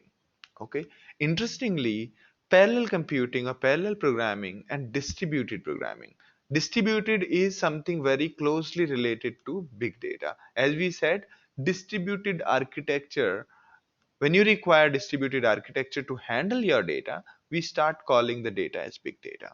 Okay, so every big data processing has, under the hood, will be using a component which is based on distributed computing. And distributed computing and parallel programming are very close.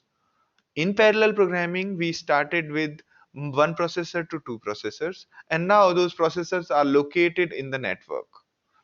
Okay, so most of the fundamental principles of parallel computing actually apply to the distributed computing. So was I able to make any sense, Madhav? So Parminder's question is, what is HANA? HANA is a database tool, a in-memory database tool from SAP, and it's pretty good.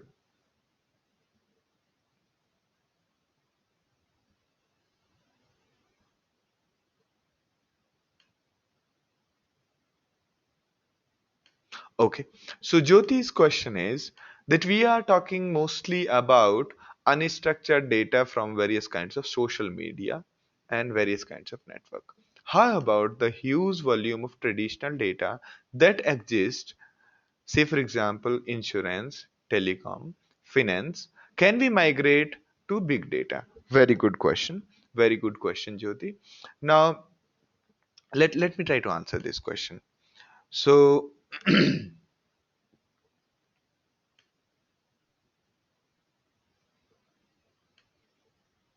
right now,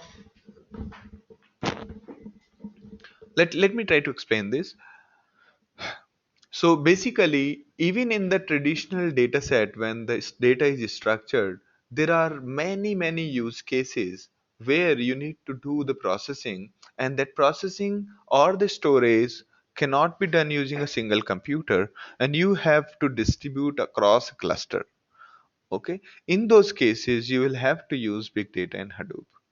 Okay, but if your requirement is to be very transactional in nature, and you have a very lot of transactions happening, like online transaction processing, OLTP kind of a requirement, in those cases you really cannot use any of the big data solution, because as a thumb rule, when you divide the work onto multiple computers, the transaction guarantee or the guarantee of consistency keeps on going down, because the work is divided on multiple computers. If you really guarantee transaction, you would want only one person to be doing job at a time. Otherwise, there will be always race conditions, people trying to be, I mean, because transaction by default guarantees the atomicity. If you guarantee the atomicity, you cannot divide the work onto multiple people. Okay, so therefore, only in those cases where you have to have a very strong transactional data, those cases you cannot use big data and Hadoop. But for rest of the things where your data is structured, these big data tools do provide you a way to handle this data. For example, HBase is capable of handling the data of billions of rows with hundreds of millions of columns. Okay. Okay. So note the number of columns. Even the columns, the millions of columns, if you grow to, HBase will be able to handle it very reliably, and also will provide you consistency, but may not guarantee you great transactions, will not be able to give you a great transaction support. Okay, so therefore therefore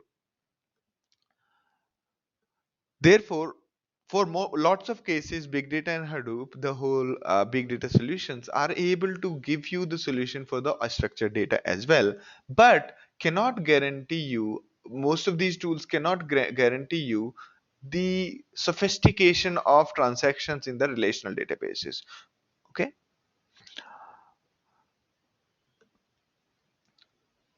now let me, okay, Sachin's question is, big data is simply data no matter whether it is stored in memory or hard disk or stored in RAM.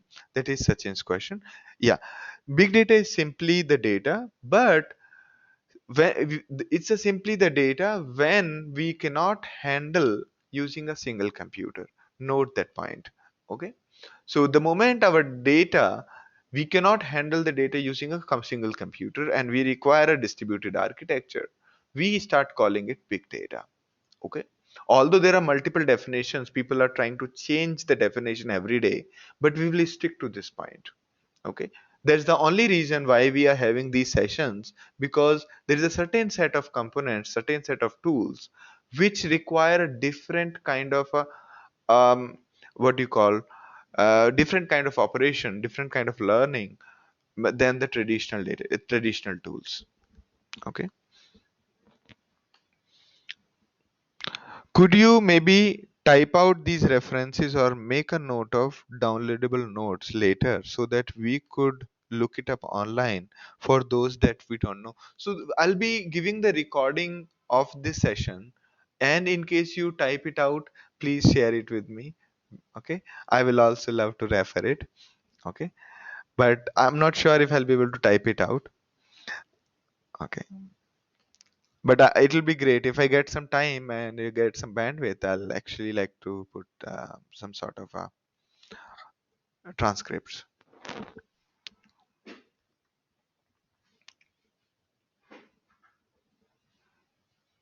Yeah. So Venkatesh says the SAP also has entire big data infrastructure in which HANA forms the central part, but HANA in itself cannot handle big data by itself. Just a point. Very good point, Venkatesh. That's exactly my I wanted to pinpoint. What's the difference between grid and distributed computing? So they are mostly so distributed computing and grid computing is mostly the same. When we were at D. Shaw, we used to call our computing at grid computing, and and most of the principles we were using were basically the distributed computing, and they are interchangeably the same thing. Okay. How do you handle dynamic analytics? Is any big data tool can help? There are many tools which help you in doing dynamic analytics, and there are many tools which are coming up every day, and they are generally built on top of either Hadoop or newer systems. Okay, so I am assuming that when you call dynamic, you mean to say real-time analytics. Okay, good that you qualified. All right. So Ajay's question is, why is there so much noise about big data currently, and although not many are migrating? So that's the reason, right? So since not many are migrating, there is so much noise. Uh, okay, lots of organizations are stuck with they see the data that is lying in their databases. Okay, it has got that, I mean, the data movement has got an inertia, and the inertia has got a real reason, because moving data is not a joke. It takes time, it takes people, it takes learning, it takes experience, and that is why it is taking time. Okay, because moving data into from one form to another is really difficult. Okay, and and the only way that can be migrated is by training people or getting trained people, and that's what is lacking. That's why there is a lot of openings into the market, that hey, we want big data people, we want big data people. Why? Because they are not able to step into it. And also, most of the people are very not very open to learning new things, and that is probably the second reason why it doesn't move. But we'll not blame that way. The real reason is that data has got a value, and moving data is not a joke. It's not a joke, it's pretty difficult. Data migration from one system to another takes many man months.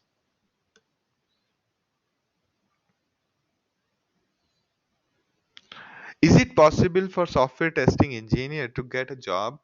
I'm good in Java. Yes, that was Parthiban. That's a very because see, these tools require testing like with any tools. So therefore, there is a lot of openings in this domain for testing engineers. If you're good at Java, then which means you're good at at least one programming language. That means you can learn these tools even as a developer role. Okay.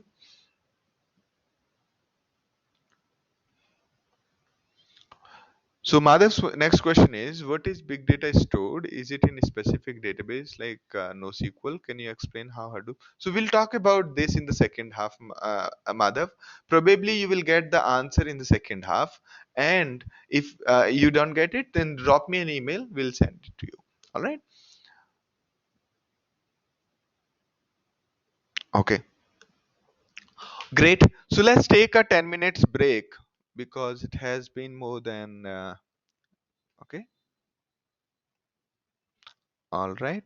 So I'll share my email ID, don't worry. Okay. Also on our website No Big Data we have forum. You can start asking question there and me or our other ex students will reply to you. Okay?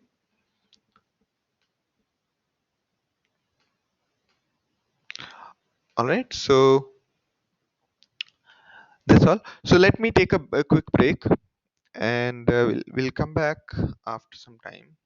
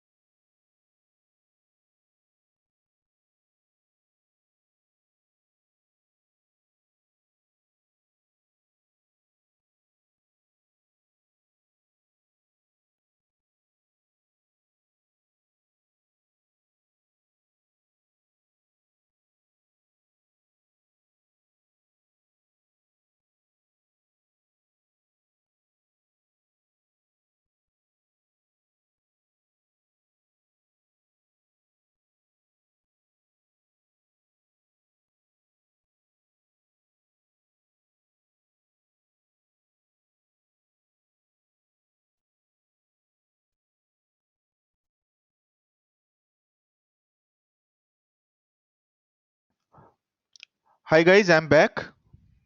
So can you hear me?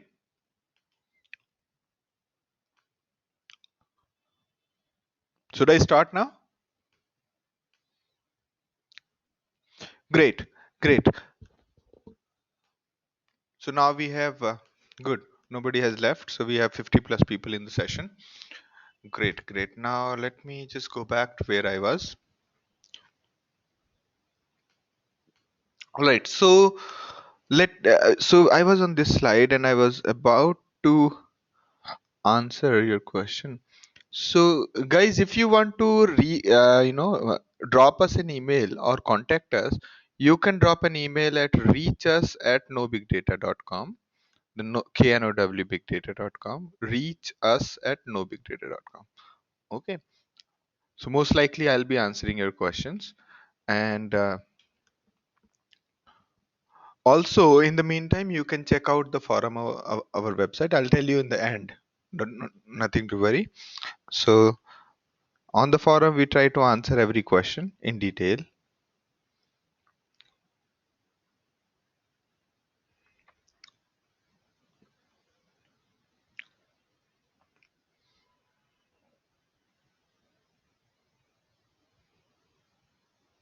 All right. So Arvind's question is, what are some things I should learn to be better at it while I have time now?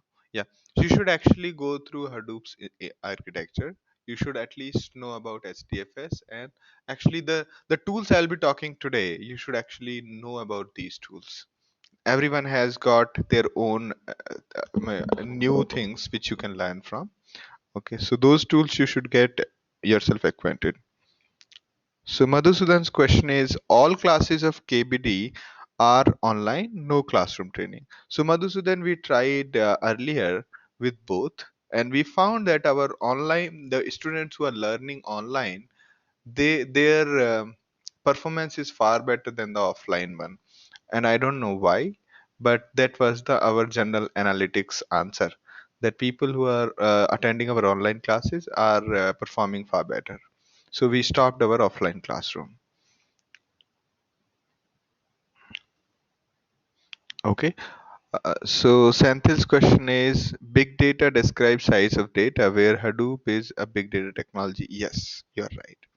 So big is an adjective and data is a noun, and so we call it big data, while while Hadoop is a technology stack, suite of components. How often data synced in and used for analysis in Hadoop systems? Does Hadoop systems offline backend analysis, as you mentioned, separate tools are required for real time? Don't worry about this. You will understand the Hadoop better in the second half, what I'm going to talk about in next 1 hour. All right. Is there any technology apart from Hadoop? Yes. So there are many technology stacks, and including SAP is also coming up with them, and then there is Oracle some also building it. Similarly, there are tools like Cassandra and MongoDB, and there are other systems which are building up parallelly. So all of them are trying to solve a single problem of how to handle the big data. Okay.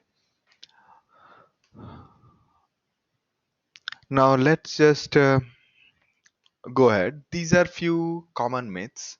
Okay. Common myths out of this: big data always means data above or in range of terabytes.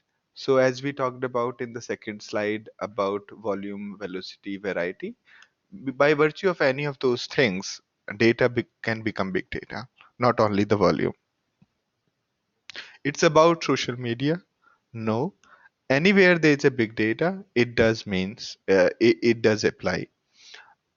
And will replace enterprise data warehousing? No. So actually, big data is being used interchangeably. Okay. So with the tools actually, not only as a word. So it will replace enterprise data warehouse. No, enterprise data warehouse serves their own purpose, and they will exist coexist with the new technologies. because enterprise data warehousing is great for transactional data. None of the distributed solutions so far gives that kind of amount of relational and transactional eh, eh, storage. Is just a buzzword, no practical. This is strictly a myth because there are hundreds of applications, there are so many people using already, and these are the solutions which are not really possible with any other tools. It's a new concept. No, as I talked about, it was there since 2000, a long ago. It's just that we have given it a new name. We call it earlier grid computing. We call it earlier. We build our in-house solutions earlier. Will be the future? No, it is the present. Is expensive? No.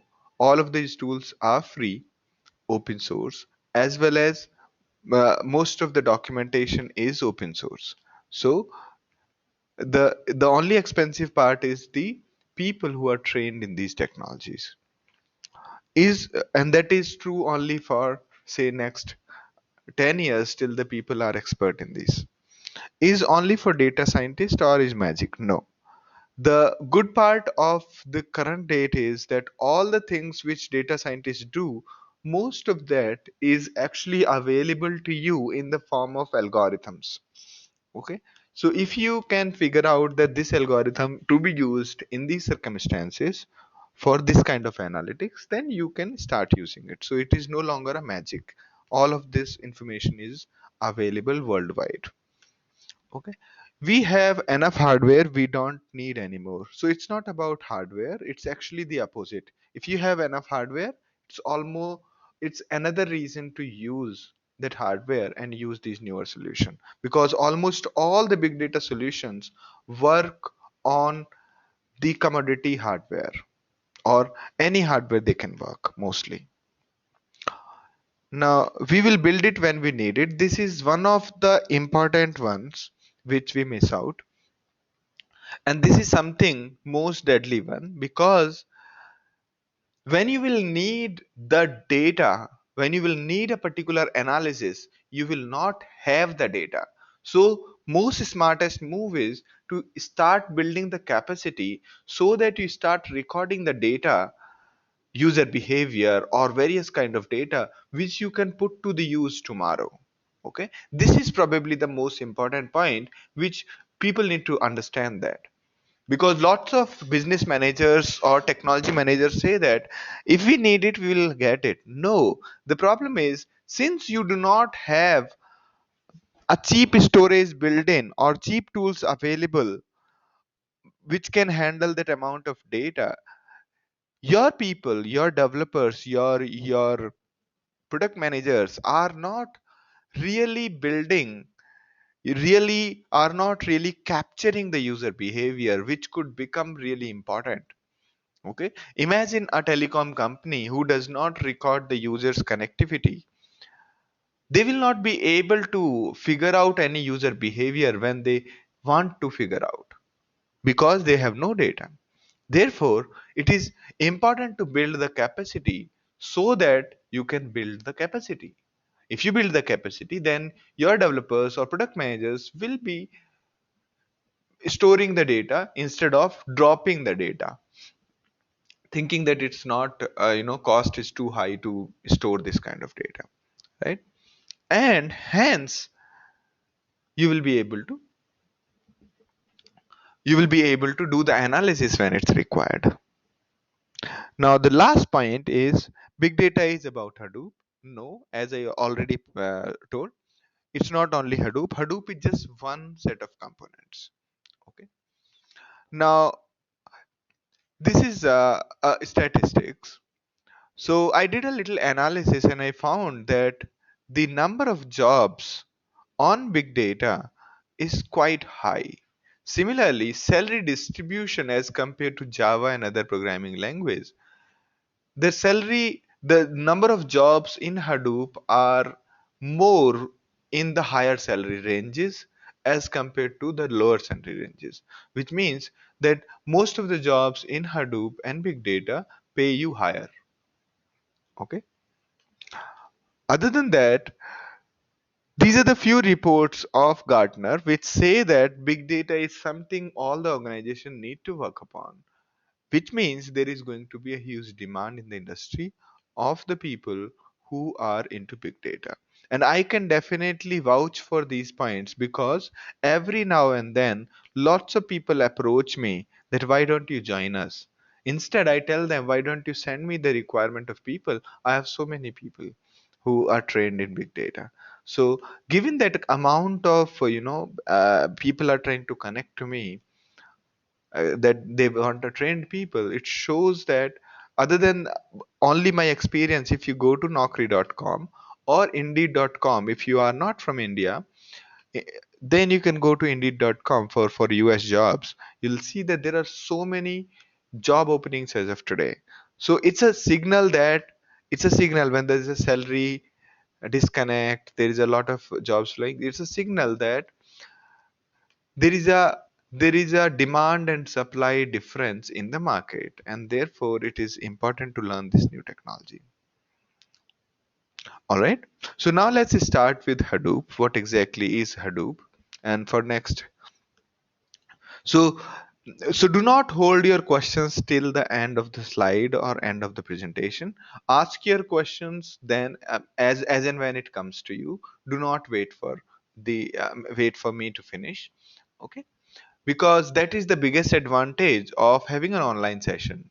And in if I count all these questions and all these responses, last time there was 95 people in my session, and out of 95 people out of 95 people, I got around 760 questions. Okay, and that's like a dream, which means on an average each person asked about 75 questions, right? That's a great amount of great amount of communication. So online trainings give you this leverage, will help you. In physical class, people hesitate to ask questions. I have given a talks to 600 people in a class, 300 people, 400 people in a seminar room, and I hardly get 10 questions, 20 questions. Okay, people. It's not that I did not give time for people to ask questions. It's just that in the physical world, it's not a conducive environment to ask questions. Online gives you this leverage to ask a lot of questions. Do not miss that chance. Ask your questions. If I can't answer now, I will answer it later via email or via my forum. All right. So please ask your question as and when it comes to you. All right. And others also do not get impatient, because everybody's question is important and you will also learn a lot from that question. Great. So let me start with what is Hadoop. Hadoop is a suite of component as of today, but it was started as a small project for Nuts search engine. Okay. So Doc Cutting and Mike Caffarella, they were working on something called Nuts, which was a search engine, their personal project on their personal time. And they were trying hard to be able to manage so much of data. And then and at the right time Google came up with their papers called uh, Google file system, as well as MapReduce for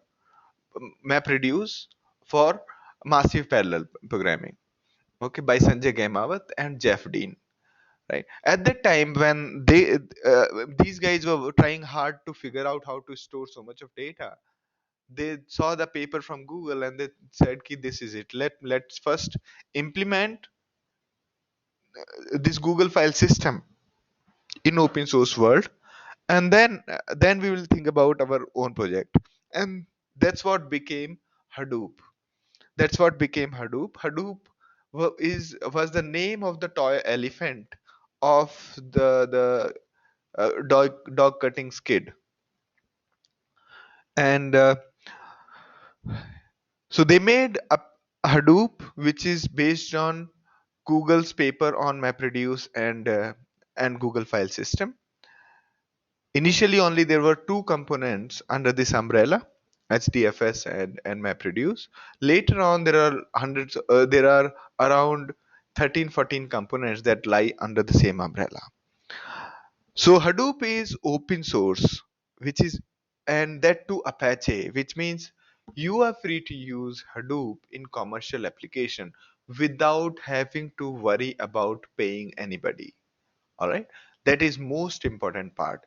Just like Apache web server, you are free to use Hadoop in commercial applications as long as you are not selling Hadoop as is, without any without any modifications. It is okay to use Hadoop even in the commercial application.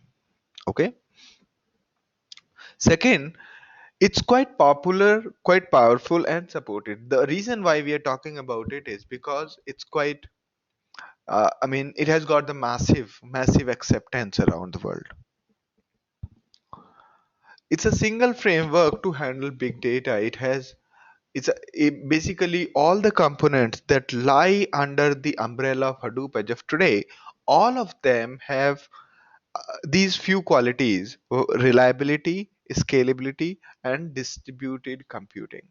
All of those components which lie under the umbrella of Hadoop, all of them are made for distributed computing, are scalable, meaning we will talk about scalability, and then are reliable. Okay.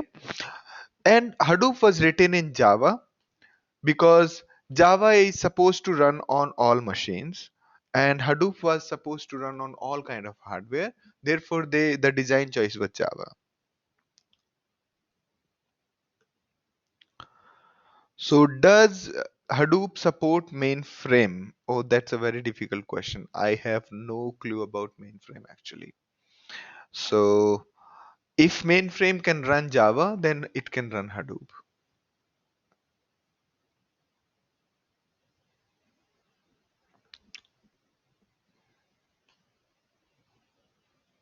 All right. So, also for those other people who are onto the Windows platform, so recently, Hottenworks came up with made it possible to actually run on Windows, although it was not a difficult thing. It just was the choice of lots of people that they don't need Hadoop on Windows. But now, given the Azure and their cloud networks provided by Microsoft, it is now possible to run Hadoop on Windows, and that version is called HD Insights. So effectively, you can write whatever you learned for Hadoop is very valid even if you are a Windows developer. Okay.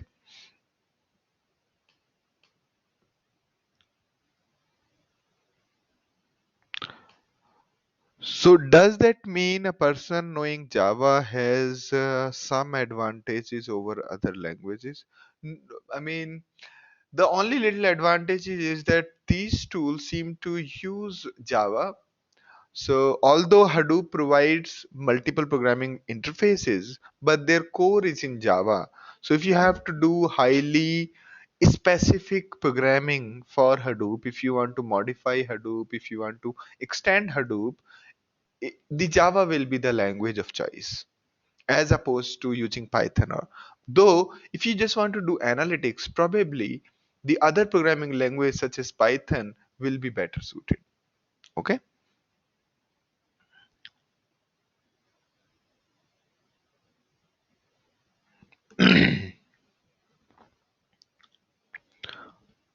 All right.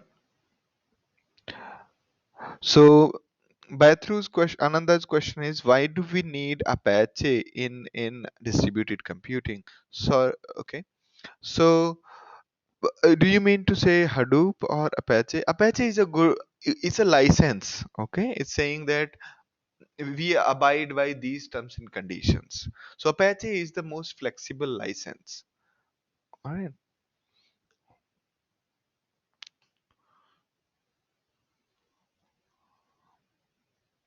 Madhusudan's question is for okay. He's saying that what extent of Java is necessary. So it all depends on which side do you want to do. In case you are more into analytics and general big data developer, or a big data architect, a basic amount of programming language, a basic amount of Java is required. If you want to be very, Hadoop developer per se, I mean the Hadoop stack developer, then you need to know about uh, even the Lambda functions provided by Hadoop, provided by Java, because that's required in Apache Spark as well. Right, but in case you are looking forward to learn Hadoop and all of these basic principles, any acquaintance with any programming language is good enough, and rest I will make sure that you learn everything. Okay, because MapReduce, the way people have taught in industry, is using only the Java. Okay, but the way I've converted into a normal paradigm exercise. Even if you do not know Java, you will be able to figure out what does it mean by MapReduce. You will be able to break down your problem into in terms of MapReduce. That is some exercise which we have done as opposed to everybody else in industry. All right. Does role of functional business consultant exist in Hadoop and big data projects? Functional business. Okay, so you are coming from a SAP kind of a background, or okay, and okay. So most of the things which we are going to talk about here are about developer tools, but functional business consultant is very much required in the cases where you have to figure out for a particular business, say a e-commerce company or a retail or various kinds of organization. How can how can they convert, how can what all problems can be solved using Hadoop, and these components, these are the 15 components, what are the various problems could be solved using these components, and which one specifically they need to use. Okay, so basically analytics is the area which is suitable for a functional business consultant. Okay, so Java knowledge is not very much required if you just want to learn Hadoop.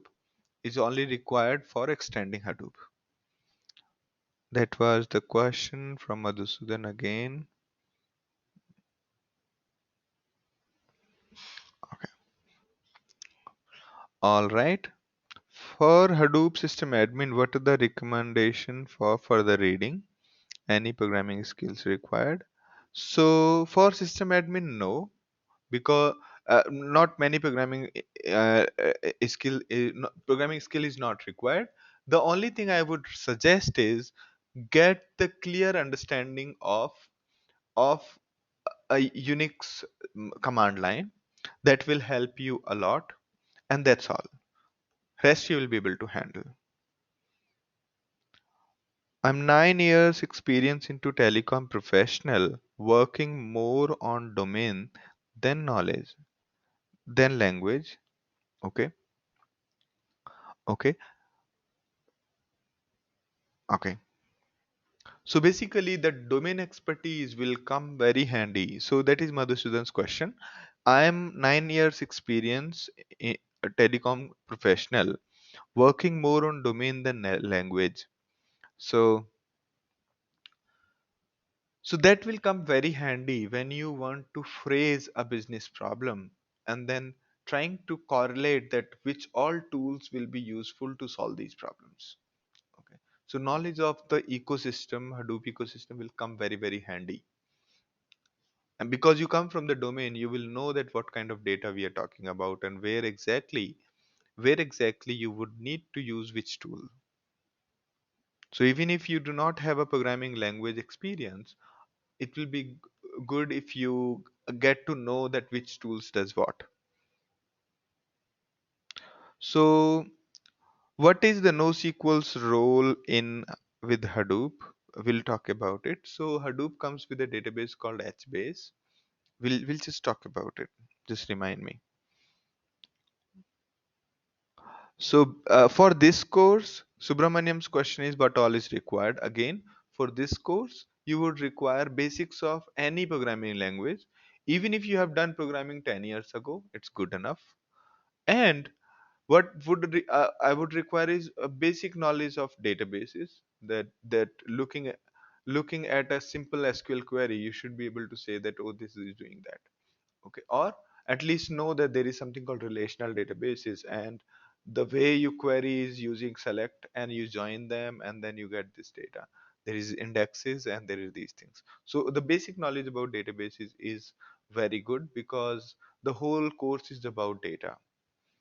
Okay, the third thing is required is, if you have used the command prompt earlier, it will be very easy for you to basically operate upon various tools, because graphics tools are not very much developed. So Jubair's question is, what about PHP developers? So most of the PHP and all of these are presentation and website technology mainly. Okay. And most of the things which you do using Hadoop and all of this is generally the backend. So the way it happens is, these backend tools keep on doing processing in backend while you keep on presenting them using your PHP or any other databases. So mostly PHP or any other presentation techniques.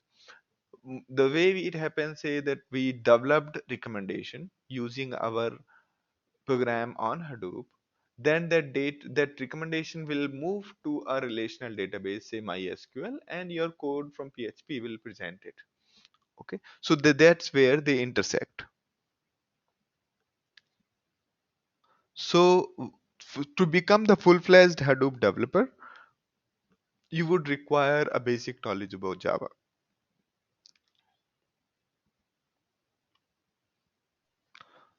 Yeah. Python, Varun's question is, what about Python? Python is also good language. It will be quite useful in this course. Any programming language exposure is good enough.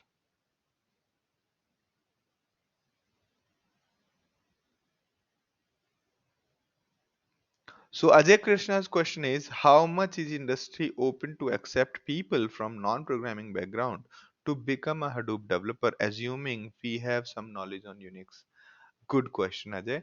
So the good part is that when it comes to Hadoop developer or any of this new technology, the biggest role they play is bridging the gap. Okay, so everybody is starting from the same point. All right. So since it's a new technology, nobody in the industry demands only experienced people are required. Only people experienced in Hadoop technologies are required. They are open to everybody. They have formed their own question set. They have formed their interview techniques. Now you'll just have to crack the interview and clear the written test. So industry is quite open because they don't have any other choice than being open. Okay. R is not required in this course, Swati. Is there a direct connection between Hadoop and PHP to request and get response? Yeah. So there are Pratik's question is there a direct connection between Hadoop and PHP to request and get response? Yes, there are tools which provides you the REST interface and give you the JSON. You are right. All right. Now let me move on. All right. So I have okay. Great. All right. All right. Now let me move on and I'll take up your questions as and when I finish something. So when we talk about Hadoop, this is the general ecosystem. Out of this, the most fundamental one is Hadoop distributed file system. And what does it mean by Hadoop distributed file system? We will go into this. So with the first is the base of everything. On top of this file system, everybody else is standing, and that is the Hadoop file system. So why do we need it? What is it that we are going to discuss?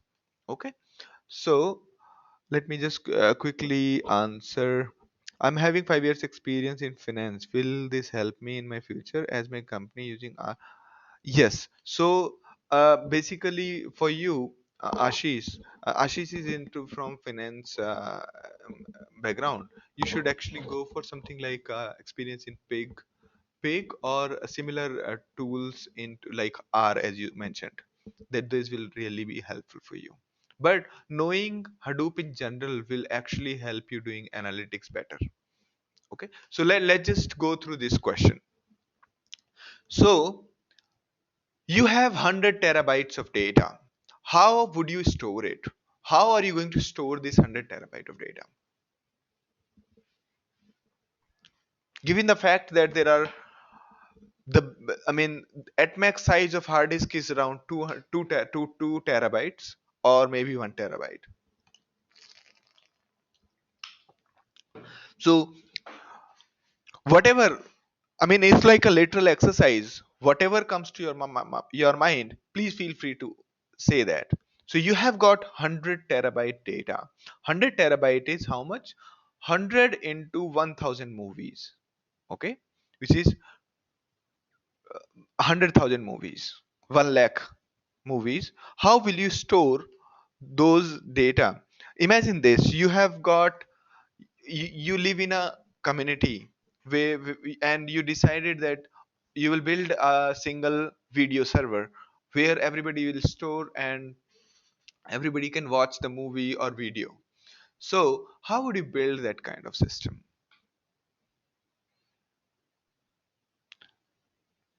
Okay, Madhusudan's answer is will store in 100 hard disk of 1 terabyte. Okay, go ahead and describe in detail.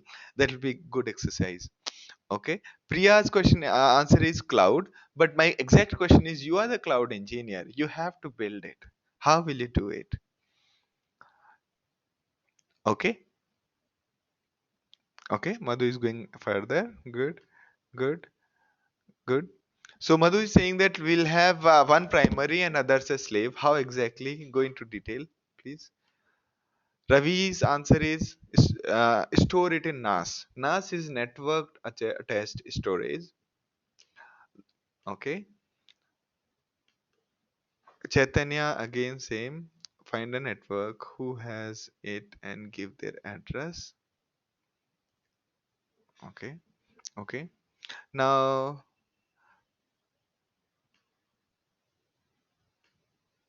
okay. Ravi's answer is SAN, which is storage area network and network attached storage. They are almost similar in nature for our purposes.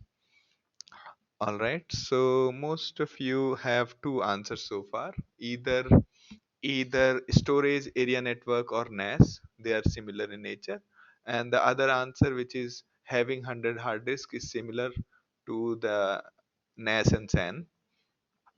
And the other answer is have somebody else's cloud and store it there. Okay.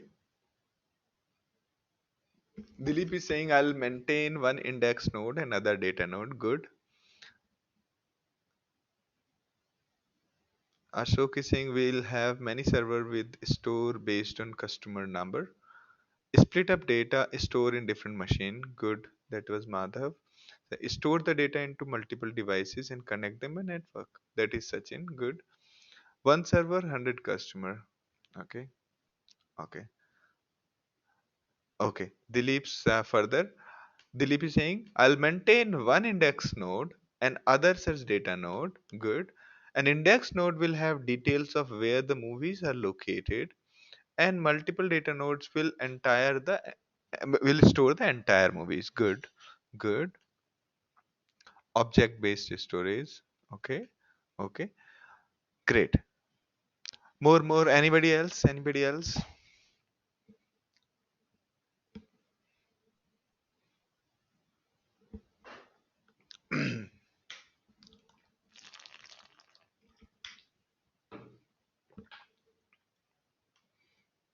All right. So, except for Dilip, most of the answers lie in either of this. Okay. So, what exactly we did? Well, when we talk about NAS or SAN, NAS is network attached storage and SAN is storage area network. So have, in very simple words, you bought 100 hard disks, each of capacity of 1 terabyte, and mounted them onto multiple computers, and then connected all these computers to the same network, and then dedicated one computer or mounted these hard disks on every each other computer, such that you get this kind of a folder structure. Okay, so the folder structure you will get out of this is, there is some main folder and there is drive 1. Whenever you write data into drive 1, it goes to the first drive. Drive 2 is another folder under this one. If you write anything into drive 2, it goes to the second drive, and so on up to drive 100. Sounds cool?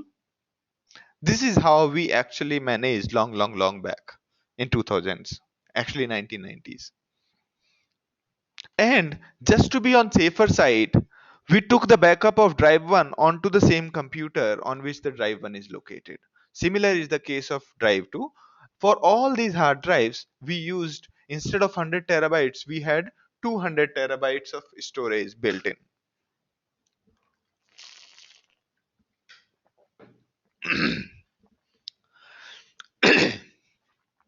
So why? Because in case drive 1 failure fails, then we have a backup. That's what we call RAID. We take the backup of one hard disk onto another. Whenever the data is being written to one hard disk, that gets propagated to other hard disks. That's called RAID. RAID. Redundant array of I disks. I forgot the meaning of I. I means integrated, or I forgot the name. So that's how we build the RAID drives. So RAID means multiple copies of the same hard disk. So this is what we used to do, and we actually do still. I was talking to some people at NASA, and they were still using a similar format. Okay.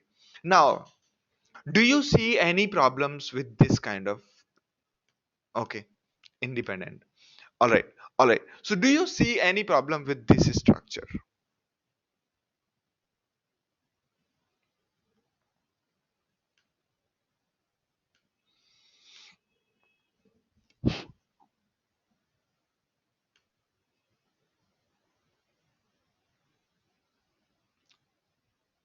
Data loss, good.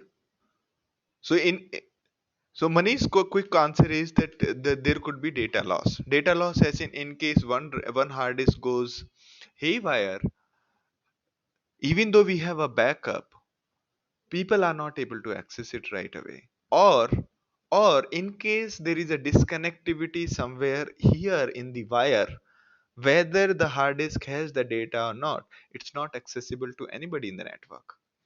Okay? Or that is one thing. Chaitanya is saying yes, more connection. Yes. So that's a very good point Chaitanya has brought in. So in case say you got a new movie today, like PK, somebody downloaded and put it in somewhere. I'm able to say it because it seems to be okay to talk about downloading. Okay. So in say we downloaded PK movie and put it in drive 1, okay, which is located on some computer, and everybody wants to watch that movie.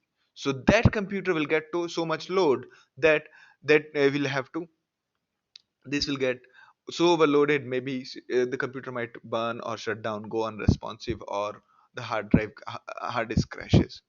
Okay, so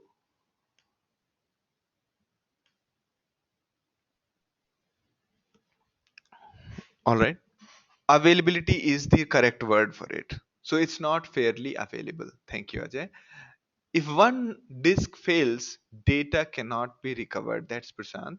Good, good. But we are talking about, we said that we'll have another RAID containing the same data. That's not in the diagram. Pratibhan's question is, if main folder corrupts, then data will be lost. See, main folder here is basically a folder containing these symbolic links to various hard drives. Symbolic links as in they are network hard drives. So main folder, even if it gets disconnected, only that the problem would be that users will not be able to access any of these computers. I'm sorry. So in case main folder gets corrupted, it has nothing to do with the data. Data will be intact, just that people will not be able to access these computers. Yes, Sachin's point is searching in each folder to reach a file. Okay, that is Sachin's point. So finding, either we search in this or we build an index as mentioned by Dilip earlier, or we build a sort of scheme saying all the movies starting with A go into drive A, starting with B and C go to drive C 2, and so on. The problem with all of these scheme, either searching takes too much time, indexing, probably indexing is the right way to do, but again, even if you do indexing, there are other problems associated with it, because in case we got more movies with alphabet A, we'll have to move it somewhere else. Okay, then we have to keep on updating our indexes accordingly. Okay, so we'll have to do a custom thing where we keep an index somewhere saying that this movie lies somewhere there, right? Good. Yeah, so Senthil, that is not in the diagram, but for the argument's sake, we said that let's say we have RAID also in each drive. Next time I'll draw that diagram. Okay, let me say RAID on slide number 28. All right. Many redundancy, data loss, search limitation, copy issues. Yes. Thank you, Madhusudan, for summarizing. Okay. If the main folder disk crashes or goes down, yes. Okay, that we have covered, Prashant. And no redundancies, we have covered that also. Hash based, yeah, we can keep the hash based kind of a model. Good. And key based research, that's good. How will we balance the load, you as you were mentioning? Good, we'll talk about that, Narayana, do not worry about that. So right now we have got many problems and all of you have mentioned it correctly. First,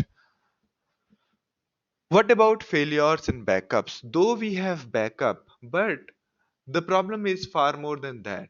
In case your computer operating system got problem, or say network wire got problem, I have seen the cases where network wire was bitten by mice, and so on.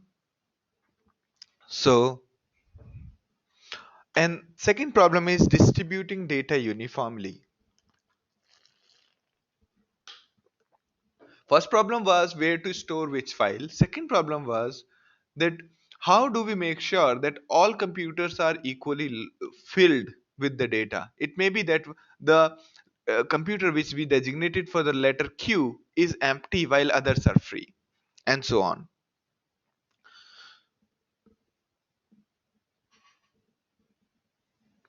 No matter what these kind of, none of these schema which we discussed are going to make our computers utilize properly. Third is this the best value for money? We bought 100 hard disks. There are high chances that we had few hard disks lying around, but since if we add more hard disks, then we'll have more. Say we have, instead of 1 terabyte hard disk, we have 10 GB hard disk, which means we'll have 100 more hard disk instead of 1 terabyte. Okay, 99 more hard disk, and our problem complexity will keep on increasing, right? So to avoid that kind of hassle, we choose to go for 1 terabyte hard disk. So that's not really proper best use of resources. Also, maybe 200 GB hard disk are most cost effective as of today. Okay, so the next is, what about increasing accessibility?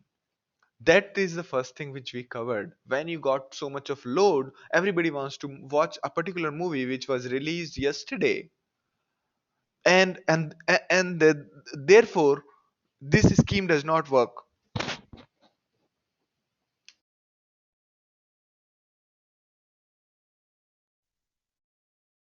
This scheme does not really work. Now what do we do? In these scenarios we use Hadoop distributed file system. Okay, one more thing which we missed out was this. One more thing which we missed out is this. Okay, scaling out. What does it mean by scaling out? Tomorrow we need 200 terabyte of space or 120 terabyte of space instead of 100 terabyte. Then if we add 20 more terabyte into this game, into this whole network, how are we going to rebalance the load? That is what we call scaling out. Scaling out meaning, as our scale is growing, as our data requirement is growing, is our hardware able to scale parallelly, or is it going to bother us too much to increase more number of servers into this network? That's what is called scaling out. All right, so this is what we say, and that's when we call that this scheme is not great. Then what? So in these circumstances, you should go for Hadoop distributed file system. Let's talk about how does that work? How does that solve problem? Okay, so we'll talk about this diagram. Let's look at the bottom side of this diagram below this black line. So in HDFS cluster, the way it is actually built to handle terabytes of data or petabytes of data, exabytes of data very seamlessly. So there are two kinds of node. One is admin node, other is data node. Okay. In HDFS, there are two kinds of node, admin node and data node. What does admin node do? Admin node basically maintains this index. As Dilip was saying that we can maintain an index, that admin node does that. Okay, admin node does that. So admin node keeps a note of which file is where, while data node actually store the data. Okay, now when we have admin node containing all the information about metadata, metadata is data over data, information about the information is meta information. Okay, so admin node does nothing other than keeping the note of which file is where, while data node store the files. Now that makes it possible to keep on rebalancing these data nodes, because admin node anyway has the information. If we have to move a file from one data node to another, we just have to update the admin node saying ki, hey, we have just moved the files here to there, right? And this movement happens by the communication between data node to data node. One data node to second data node, the data transfer starts happening directly. They do not bother the admin node. All right. Now let's get back to the admin node and data node. Now, so first is that admin node just is the index of all the files, right? Second, data node stores the actual data. So when you store a file, the file name is stored in admin node. File name, where which folder it is going, and the file size, that information is stored on admin node, while the actual bits and bytes go as a file onto the data node. Okay. And before we go further, data nodes and admin nodes both are basically two programs running either on different computers or on same computers. Okay, although it does not make much of a sense if we have admin node and data node on same machine, because we are not distributing the load. All right, so and also from this architecture, it's quite clear the way we had the previous architecture. We had some main folder which has multi drive. We have here admin node is there, which takes care of keeping the note of which file is where. Now the second point is, okay, and okay, let me, before going further into complex thing, so data node is actually storing the data using the native file system. Okay, it's just the file name, it's going to give it as some random number provided by the admin node saying ki, hey, store this file. So data node is a process which stores the data using the local file system. Okay, local file system. It might be that one of these data nodes may be on Windows, other might be on Linux. That's very much possible. Also, one of them can have, you know, 32-bit version. I mean, one of them can have Intel processor, other might have the uh, AMD processor. Okay, so that's about how it happens. So data node is essentially storing these files into the local file system, and admin node is taking care of keeping the index which movie is where. Right, now the next complex thing, the next tricky thing it does is, instead of storing the full file on each data node, the files are divided into chunks, into the blocks. The default block size as of today is 128 MB. Earlier it was 64 MB. So, if even if the movie is huge, if you cut it into pieces, you can store it on a smaller hard disk. Also, moving of chunks is easier than easier than dividing it and moving it again. Okay, so each file is stored on multiple computers. Each file is sliced into portions and put on multiple data nodes. Okay, and this information, that which movie or which file or which Blu-ray movie, which photo is being stored on which all data nodes, is known to admin node knows admin node knows that which file is where. Okay, which all data node contain which file, right? So each file is sliced into pieces and put it on multiple computers.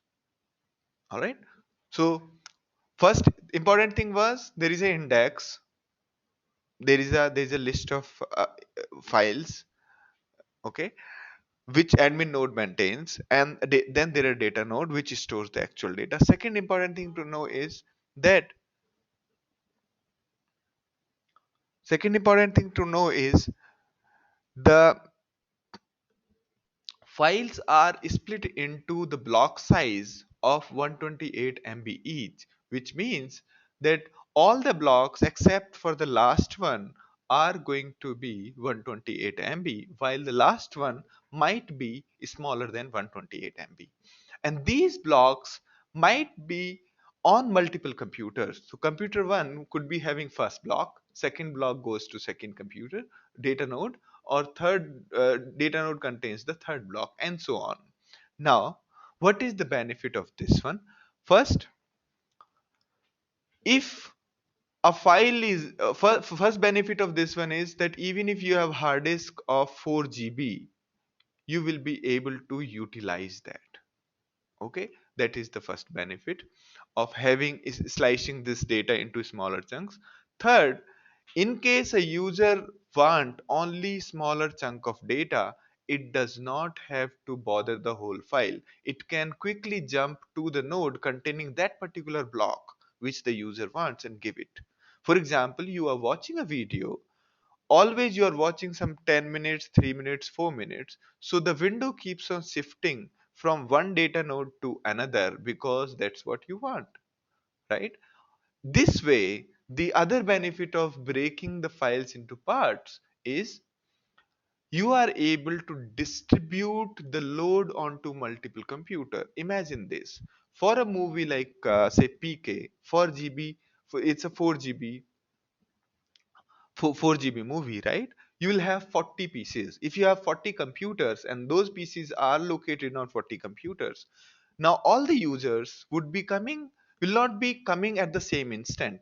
They might be coming at 5 minutes gap. So there are higher chances that all 40 computers are in use parallelly, instead of one computer getting the all of the load, right? So that's another thing. Now, third thing to note is that this data node, okay, so let me just make a quick note.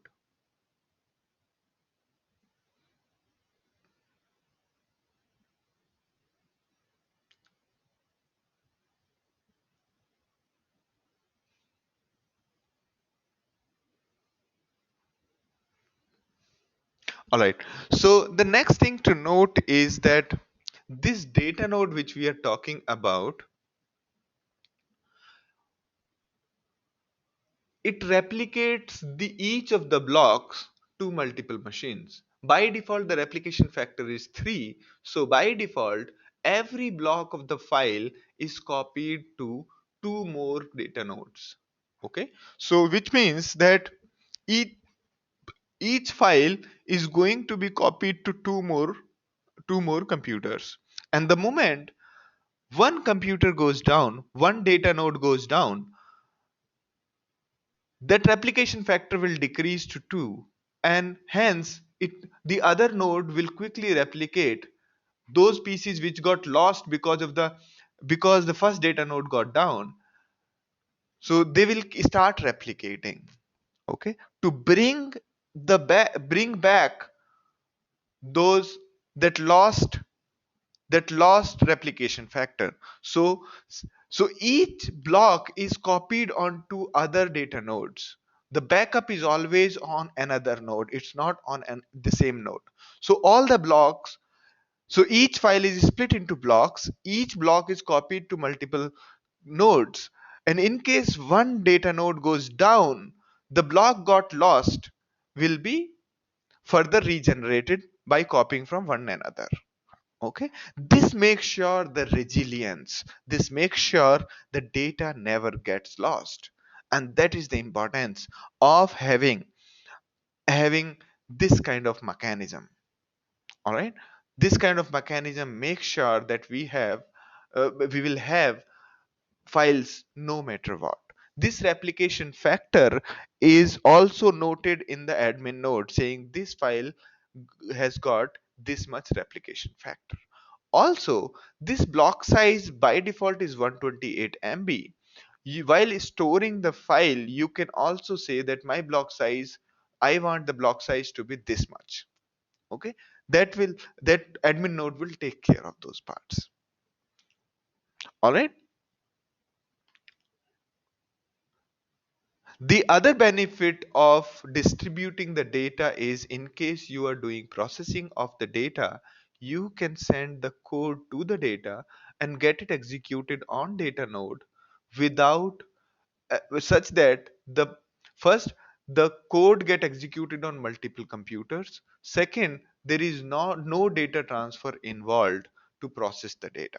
That is another benefit of distributing the data in such a manner. All right. So we talked about few things. First one was admin node acts like an index. It contains all the metadata. It knows which file is stored where, which block is stored where. Second, the files are split into the block size blocks, smaller blocks. By default, the block is 128 MB as of today. And third, we talked about each block is replicated onto multiple computers, right? Now, in case one goes down, the the blocks get regenerated from the other backup copies, right? And also there is a lot of engineering is done under the hood for you, such that deciding which block goes to which node. Ideally, the first, whenever you are writing the first block, the first copy is on the same node on which you are writing. The second and third copies are second copies on the same rack. Third is far, far, far away, maybe in the different data center. So those are the logic which SDFS does for you and is in the background. Now,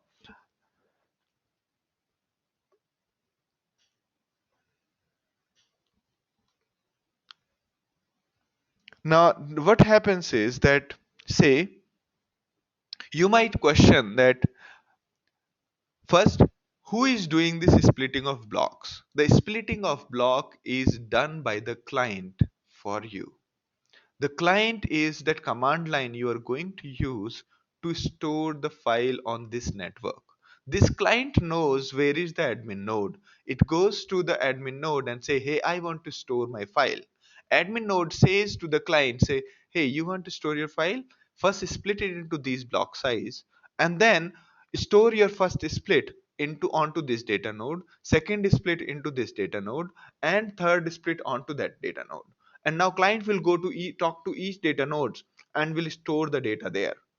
Okay, important part here is that admin node does not do any data operation.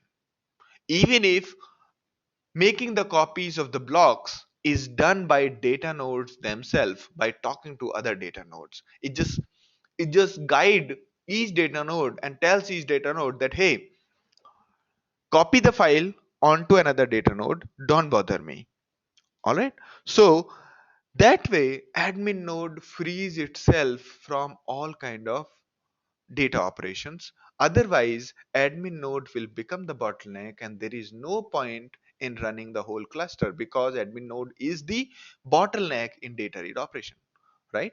Therefore admin node keeps on redirecting any user which comes to admin node, and then it keeps on redirecting to the data nodes.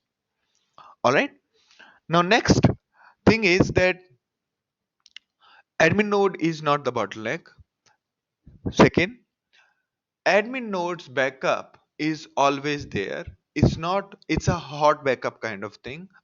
Every data which is being pushed to admin node, every time you are creating a file, one entry is made in admin node, the actual data is written in data node, and every time you edit a file, it's generally the append only structure. One block is destroyed, another block is created. It's as simple as that. Now whenever you intend to so admin node being a single entity, there are high chances of failure of admin node also. Therefore admin node keeps a backup in the form of backup admin node or secondary admin node. Okay, every data which is being pushed to admin node, its exact identical copy is always ready in the form of a backup admin node, which is not doing anything other than just listening over there.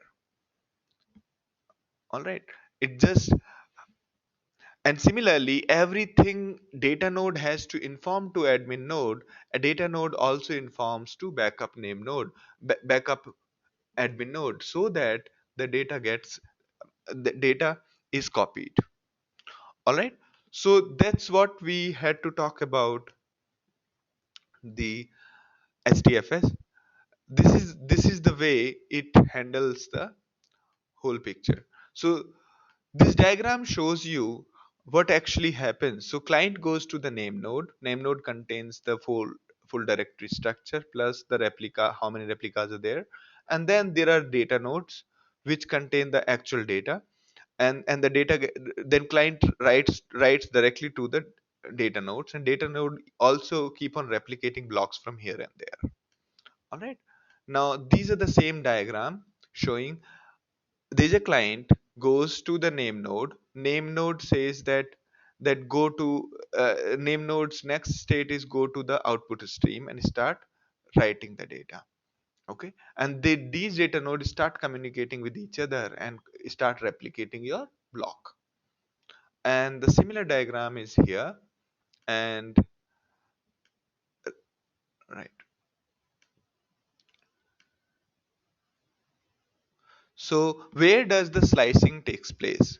Before admin node? No, it happens after the admin node. Okay, so client talks to the admin node, and then admin node tells him through where to go after slicing your file. So client does the slicing. Chaitanya's question is how to decide on number of data nodes required. So generally the general thumb rule is it all depends on your pocket and your demand. So if you have got say 1 terabyte of storage on each data node, and you want to store 10 terabytes, so you might need 30 30 data nodes if you want a backup of 3. Okay, but generally you generally build 10 terabytes each data node, and you will have 3 data nodes running. So data nodes, it all depends on your capacity. The more the data nodes, merrier it is. As a general thumb rule, you'll have three backup copy of 3. You can actually reduce it to 2 in case you don't want for some data. So we are wasting double the space by making 2 copies. It's up to you, Madhusudan. Uh, okay, you can actually say I want only 1 copy. That's all right. But that's a too big a risk you are taking. In on our cloud labs, I did it once for some of the data which was not very critical. I was okay that even if it gets lost, we'll replicate it, but it was too high. It was some hundreds of GBs of data. So what I said was we'll just keep its replication factor as 1. Therefore there'll be no replication. So Sachin's question is 128 the highest limit at the moment for the block? Not really. You can configure it, customize it. Whenever you're writing a file, you can say that I want a bigger block. Okay. Specifically, if the memory is going low on the admin node keeps all the information in the memory as well, so that it can respond to the questions quickly. In case admin node is going down on the memory, it will start creating the bigger chunk size for you. Where we are saving the money here? So Nagababu's question is where we are saving the money here. So here it's up to you how much replication do you want.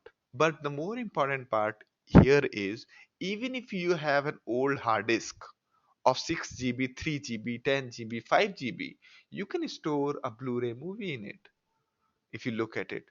Because Blu-ray movie is 80 GB, that will get sliced into blocks and that can distribute on small computers. And if you, for your information, what Google did was Google bought old hard disk from their university, and that's how they built so much of storage. So was I able to answer, Nagababu?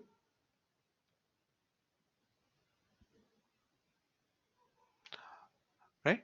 So that's how we are saving this pay. All right. So a few more things. Basically, this is a general ecosystem of Hadoop. We discussed about file system. There is a database, NoSQL database. NoSQL database means it is not able to provide SQL kind of facilities like a query, like a relational database, secondary indexes, primary indexes, transactions. Okay, but it is distributed in the sense that it runs on hundreds of computers parallelly, and to be able to give you a storage, a concrete storage in the form of where you can do the row wise editing of the data instead of file wise editing. And on the top of Hadoop file system, there is a Yarn framework which provides a computational distribution of resources so that you can run your logic on all the data nodes parallelly. That is the duty of Yarn, which provides this kind of functionality. And on top of Yarn exist multiple kind of paradigms. The way you form your logic, one of the way you form your logic is in the form of map reduce. You tell that this is how we are going to do. And second form in which you can form your logic is using Spark, using their programming model, right? So that you can distribute your work to all the data nodes parallelly and get your work done. Okay, so the Yarn makes it possible to send the logic to the data rather than bringing data to the logic, right? Now there is something called Hive. Hive is the SQL interface to HBase as well as HDFS. Hive makes it possible to write SQL queries so that you don't have to write the program every time. You don't have to write MapReduce every time. Similar is the case with Pig Latin. Pig Latin is similar to SQL, a newer language, so that you don't have to write MapReduce every time. You write your query in either Hive or in Pig Latin to get your results. They provide you functions like filters, joins, like where clause, joining two tables, and group by, order by, and all sorts of things. Both Hive and Piglatin does it. Piglatin is very specialized for distributed computing. Now there is Mahat. Mahat is a library of algorithms for basically data science algorithms to do the magic for you. Uji makes it possible to tie all the things together, because when you are importing unstructured data, you will be using a tool like Flume, such as Apache Logs, or downloading data from Twitter to HDFS. You will be using things like Flume. And then there is something called Scoop, which downloads data from MySQL to HDFS or HBase, or from HBase to MySQL, back and forth. That is done by Scoop. So whenever you are building a project, your project will comprise of more than one things. You might be first downloading data using Scoop, then doing some churning using MapReduce, or maybe you are using Piglatin or Hive, or a combination of all of this, and tying these things together in a pipe flow. Say data comes from Cube, goes to MapReduce, then goes to Piglatin. This kind of flow building is done by Uzi for you. This Uzi is what it does for you. Okay, so basically, and the way you interact with all of this is either using command line, or using any programming language, and that, or using a web interface. All right. So this, other than these components, we will be talking about today in this big data and Hadoop session. Other than these basic components, we'll be talking about Storm and Zookeeper also. Okay, Storm and Zookeeper also. Storm is also similar to Spark streaming for processing a lot of data with a velocity, and Zookeeper is something which helps you coordinate better. Okay, so we'll be talking about these components, all of these components in detail in these classes. And we have something called, okay, Sachin's question, you mean everything above SDFS here to set the algorithm? No, I didn't get Sachin your question. You mean everything above HDFS has to set? All right. So so could you repeat, Sachin, by the, okay. Now, there is something called Cloud Labs which we have built. It's basically our own cloud, which we give to all our students, because it gives you a real experience. It's an online cluster of servers with all the required tools installed on it, and is accessible from anywhere in the world. And it does not require high-end configuration of your laptop. You can access from your tablet, or you can access from anywhere, maybe your netbook, or maybe your MacBook Air. You don't need to install a heavy virtual machine to start working on these computers. As well as it gives you real feeling, because at InMobi and Amazon, what I observed was that there we had a separate team who used to build these clusters for us, and we just have to use those clusters to start working. We never used a virtual machine, and that was more comforting. That's what was missing in this domain, and I built this for all the candidates. Also, to give you the support, we can quickly see the error messages on our Hadoop and tell you what exactly is the problem, or we can do the session capturing and see what exactly is wrong with your queries.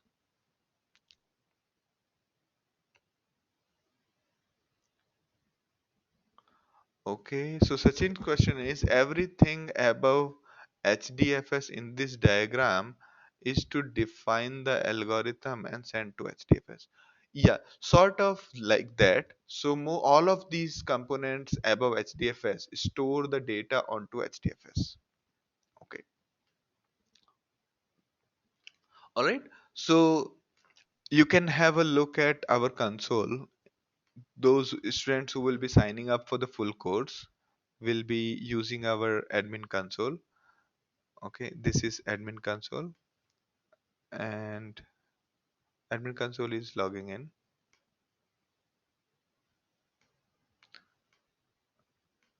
So password will not be sharing with you. Passwords are available in learning management system.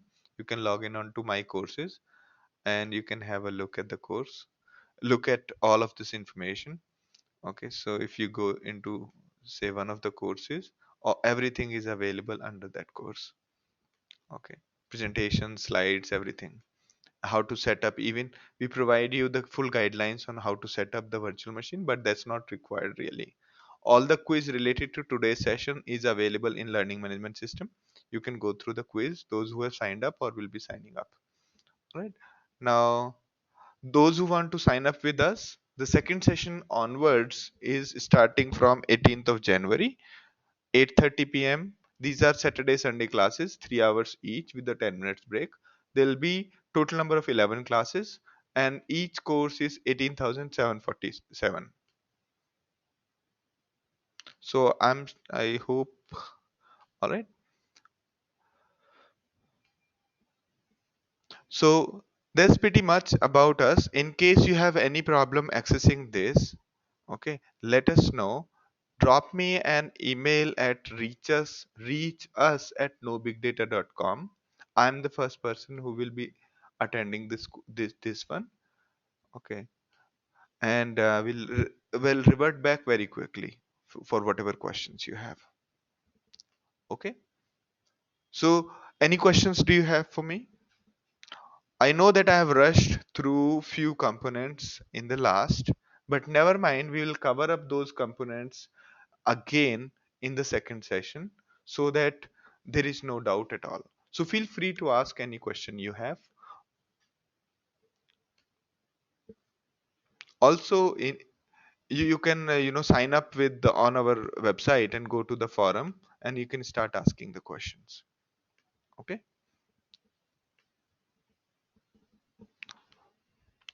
So I know you must be having questions, so please feel free to ask the questions.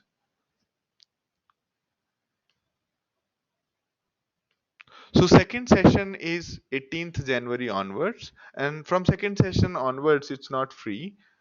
Okay.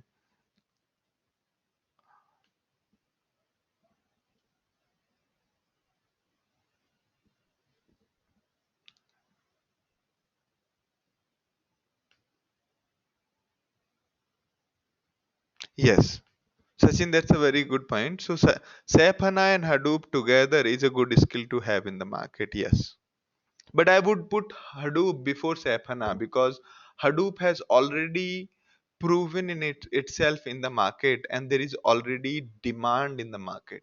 SAP HANA is still building the demand. SAP HANA, although it's quite hot in the market, but it is still building the demand. And since it costs too much, so not many people move to it. But it's complementary actually. Those people who would be going for SAP HANA, those enterprises. Okay. So is it mandatory to join on 18th only? Not really. You can join in another sessions. We have multiple sessions starting. Some are in February, some are in January itself. So you can join any other session as well. That was Madhusudan's question. Yes. So yeah, so this whole 18,747 is for 10 more classes because one first class is over. First class is generally free. So if you miss some classes, all these recordings are made available to all of the people. All of these recordings, the way the recordings are happening today, they will be available for future forever. Okay. We have not talked about real-time analytics. So real-time analytics we will talk in terms of Spark in one of the sessions, session number 10. Session 10, where we'll talk about why do you use Spark Analytics and Storm Analytics. So I will go through one example where we are just counting words per second. That is a real time average number of words coming per second. So what are the chapters? Can you give us the brief? So chapters in general is around this diagram, Priya, as you can see this. So basically, in addition to these things, we'll have two more components. One is zookeeper, other is spark, stream, and storm.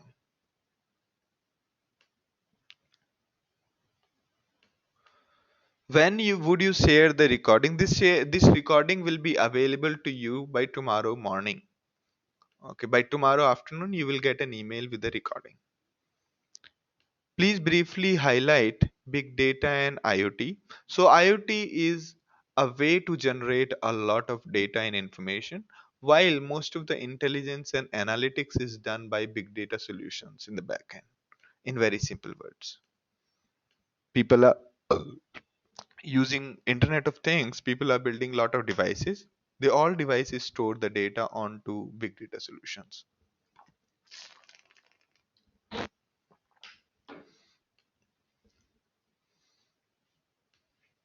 Could you tell us what kind of skills will we have at the end of the course? Will it be as big as a big data analytics or big data developer? The skill will be as a big data developer along with the understanding of the various analytics tools. How do you see the Internet of Things and Hadoop go hand in hand? That is Sachin's question. So again, so Internet of Things comes up with various kinds of sensors, various kinds of devices, various kinds of innovative devices, various kinds of innovations which lie in building beautiful devices which need to provide useful things to people. And so but these devices will be producing a lot of data, and based on that data a lot of decisions need to be taken, and that decisions and that of gathering of the data, both the things are done through any of these big data solutions. That's how they go hand in hand, as we saw in one of the slides where we said devices and connectivity build the data, built build the made the data big data. How about job assistant? Is it assured? So we do not guarantee it. The only thing is we have a lot of knowledge partners who keep on hiring from our batch, but we will not guarantee it. We'll be honest with you. Okay.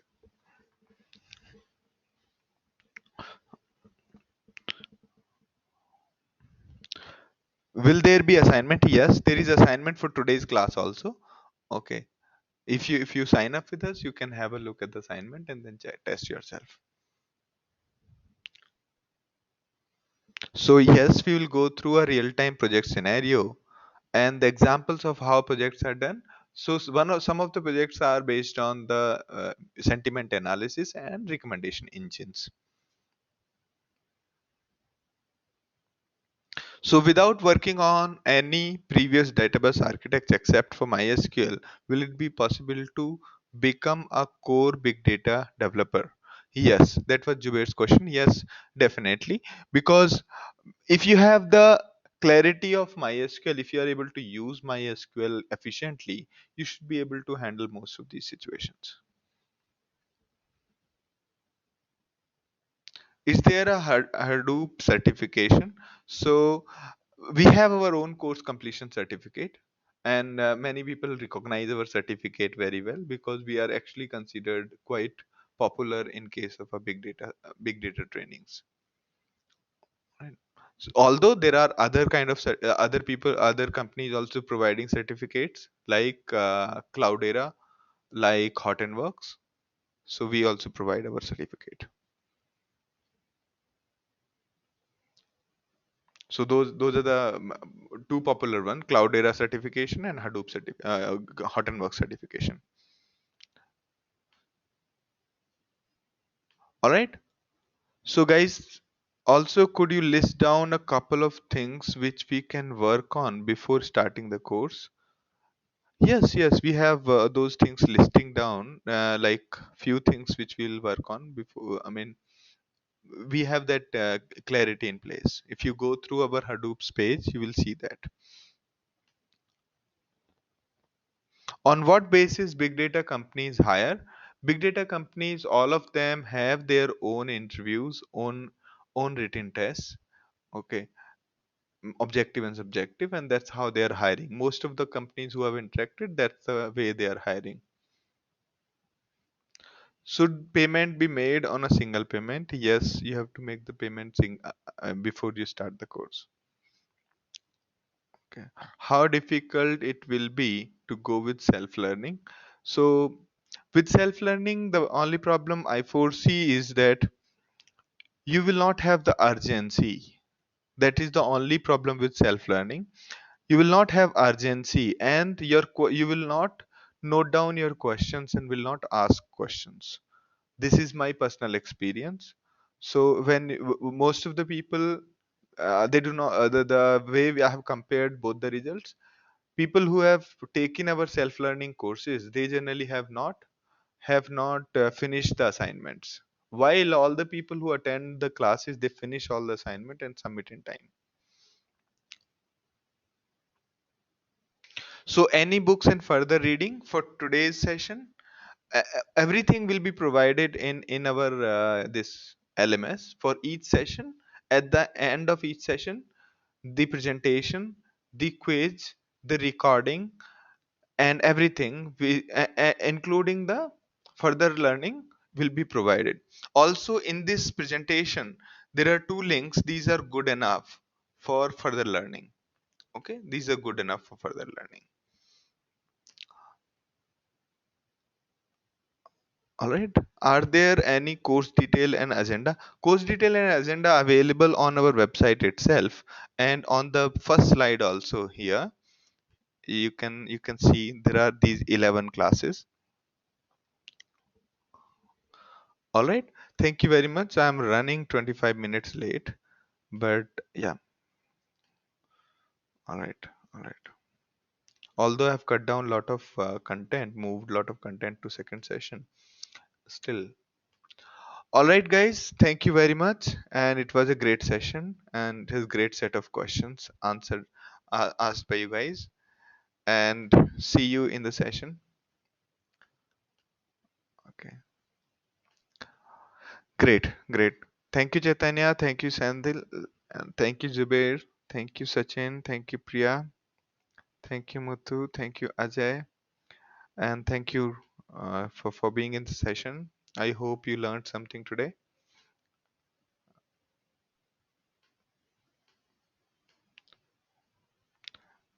Thank you, Madhusudan. I too look forward to see you soon. Thank you, Arvind. Thank you, Mani. Thank you, Swati. Thank you, Sandal. Thank you, Harika. I'm happy that you liked the session.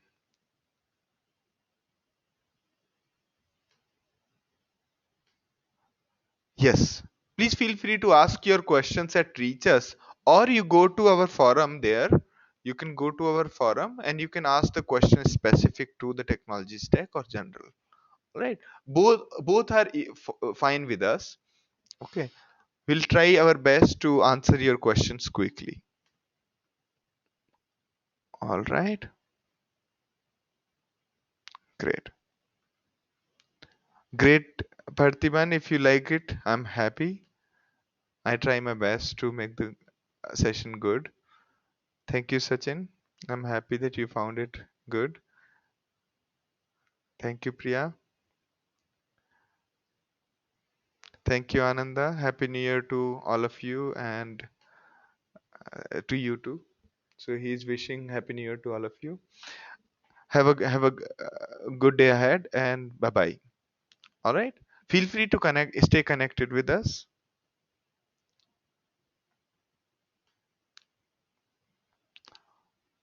So even if you're not buying our courses, stay connected, sign up on the forum, ask the questions.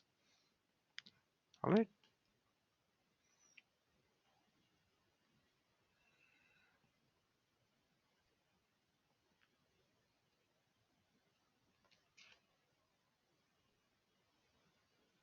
Bye bye. Have a great day. I'm hanging up now. And feel free to stay connected. If you have any questions, drop me an email at reachus@nobigdata.com or on this phone number or on the forum. Either of this is fine with us.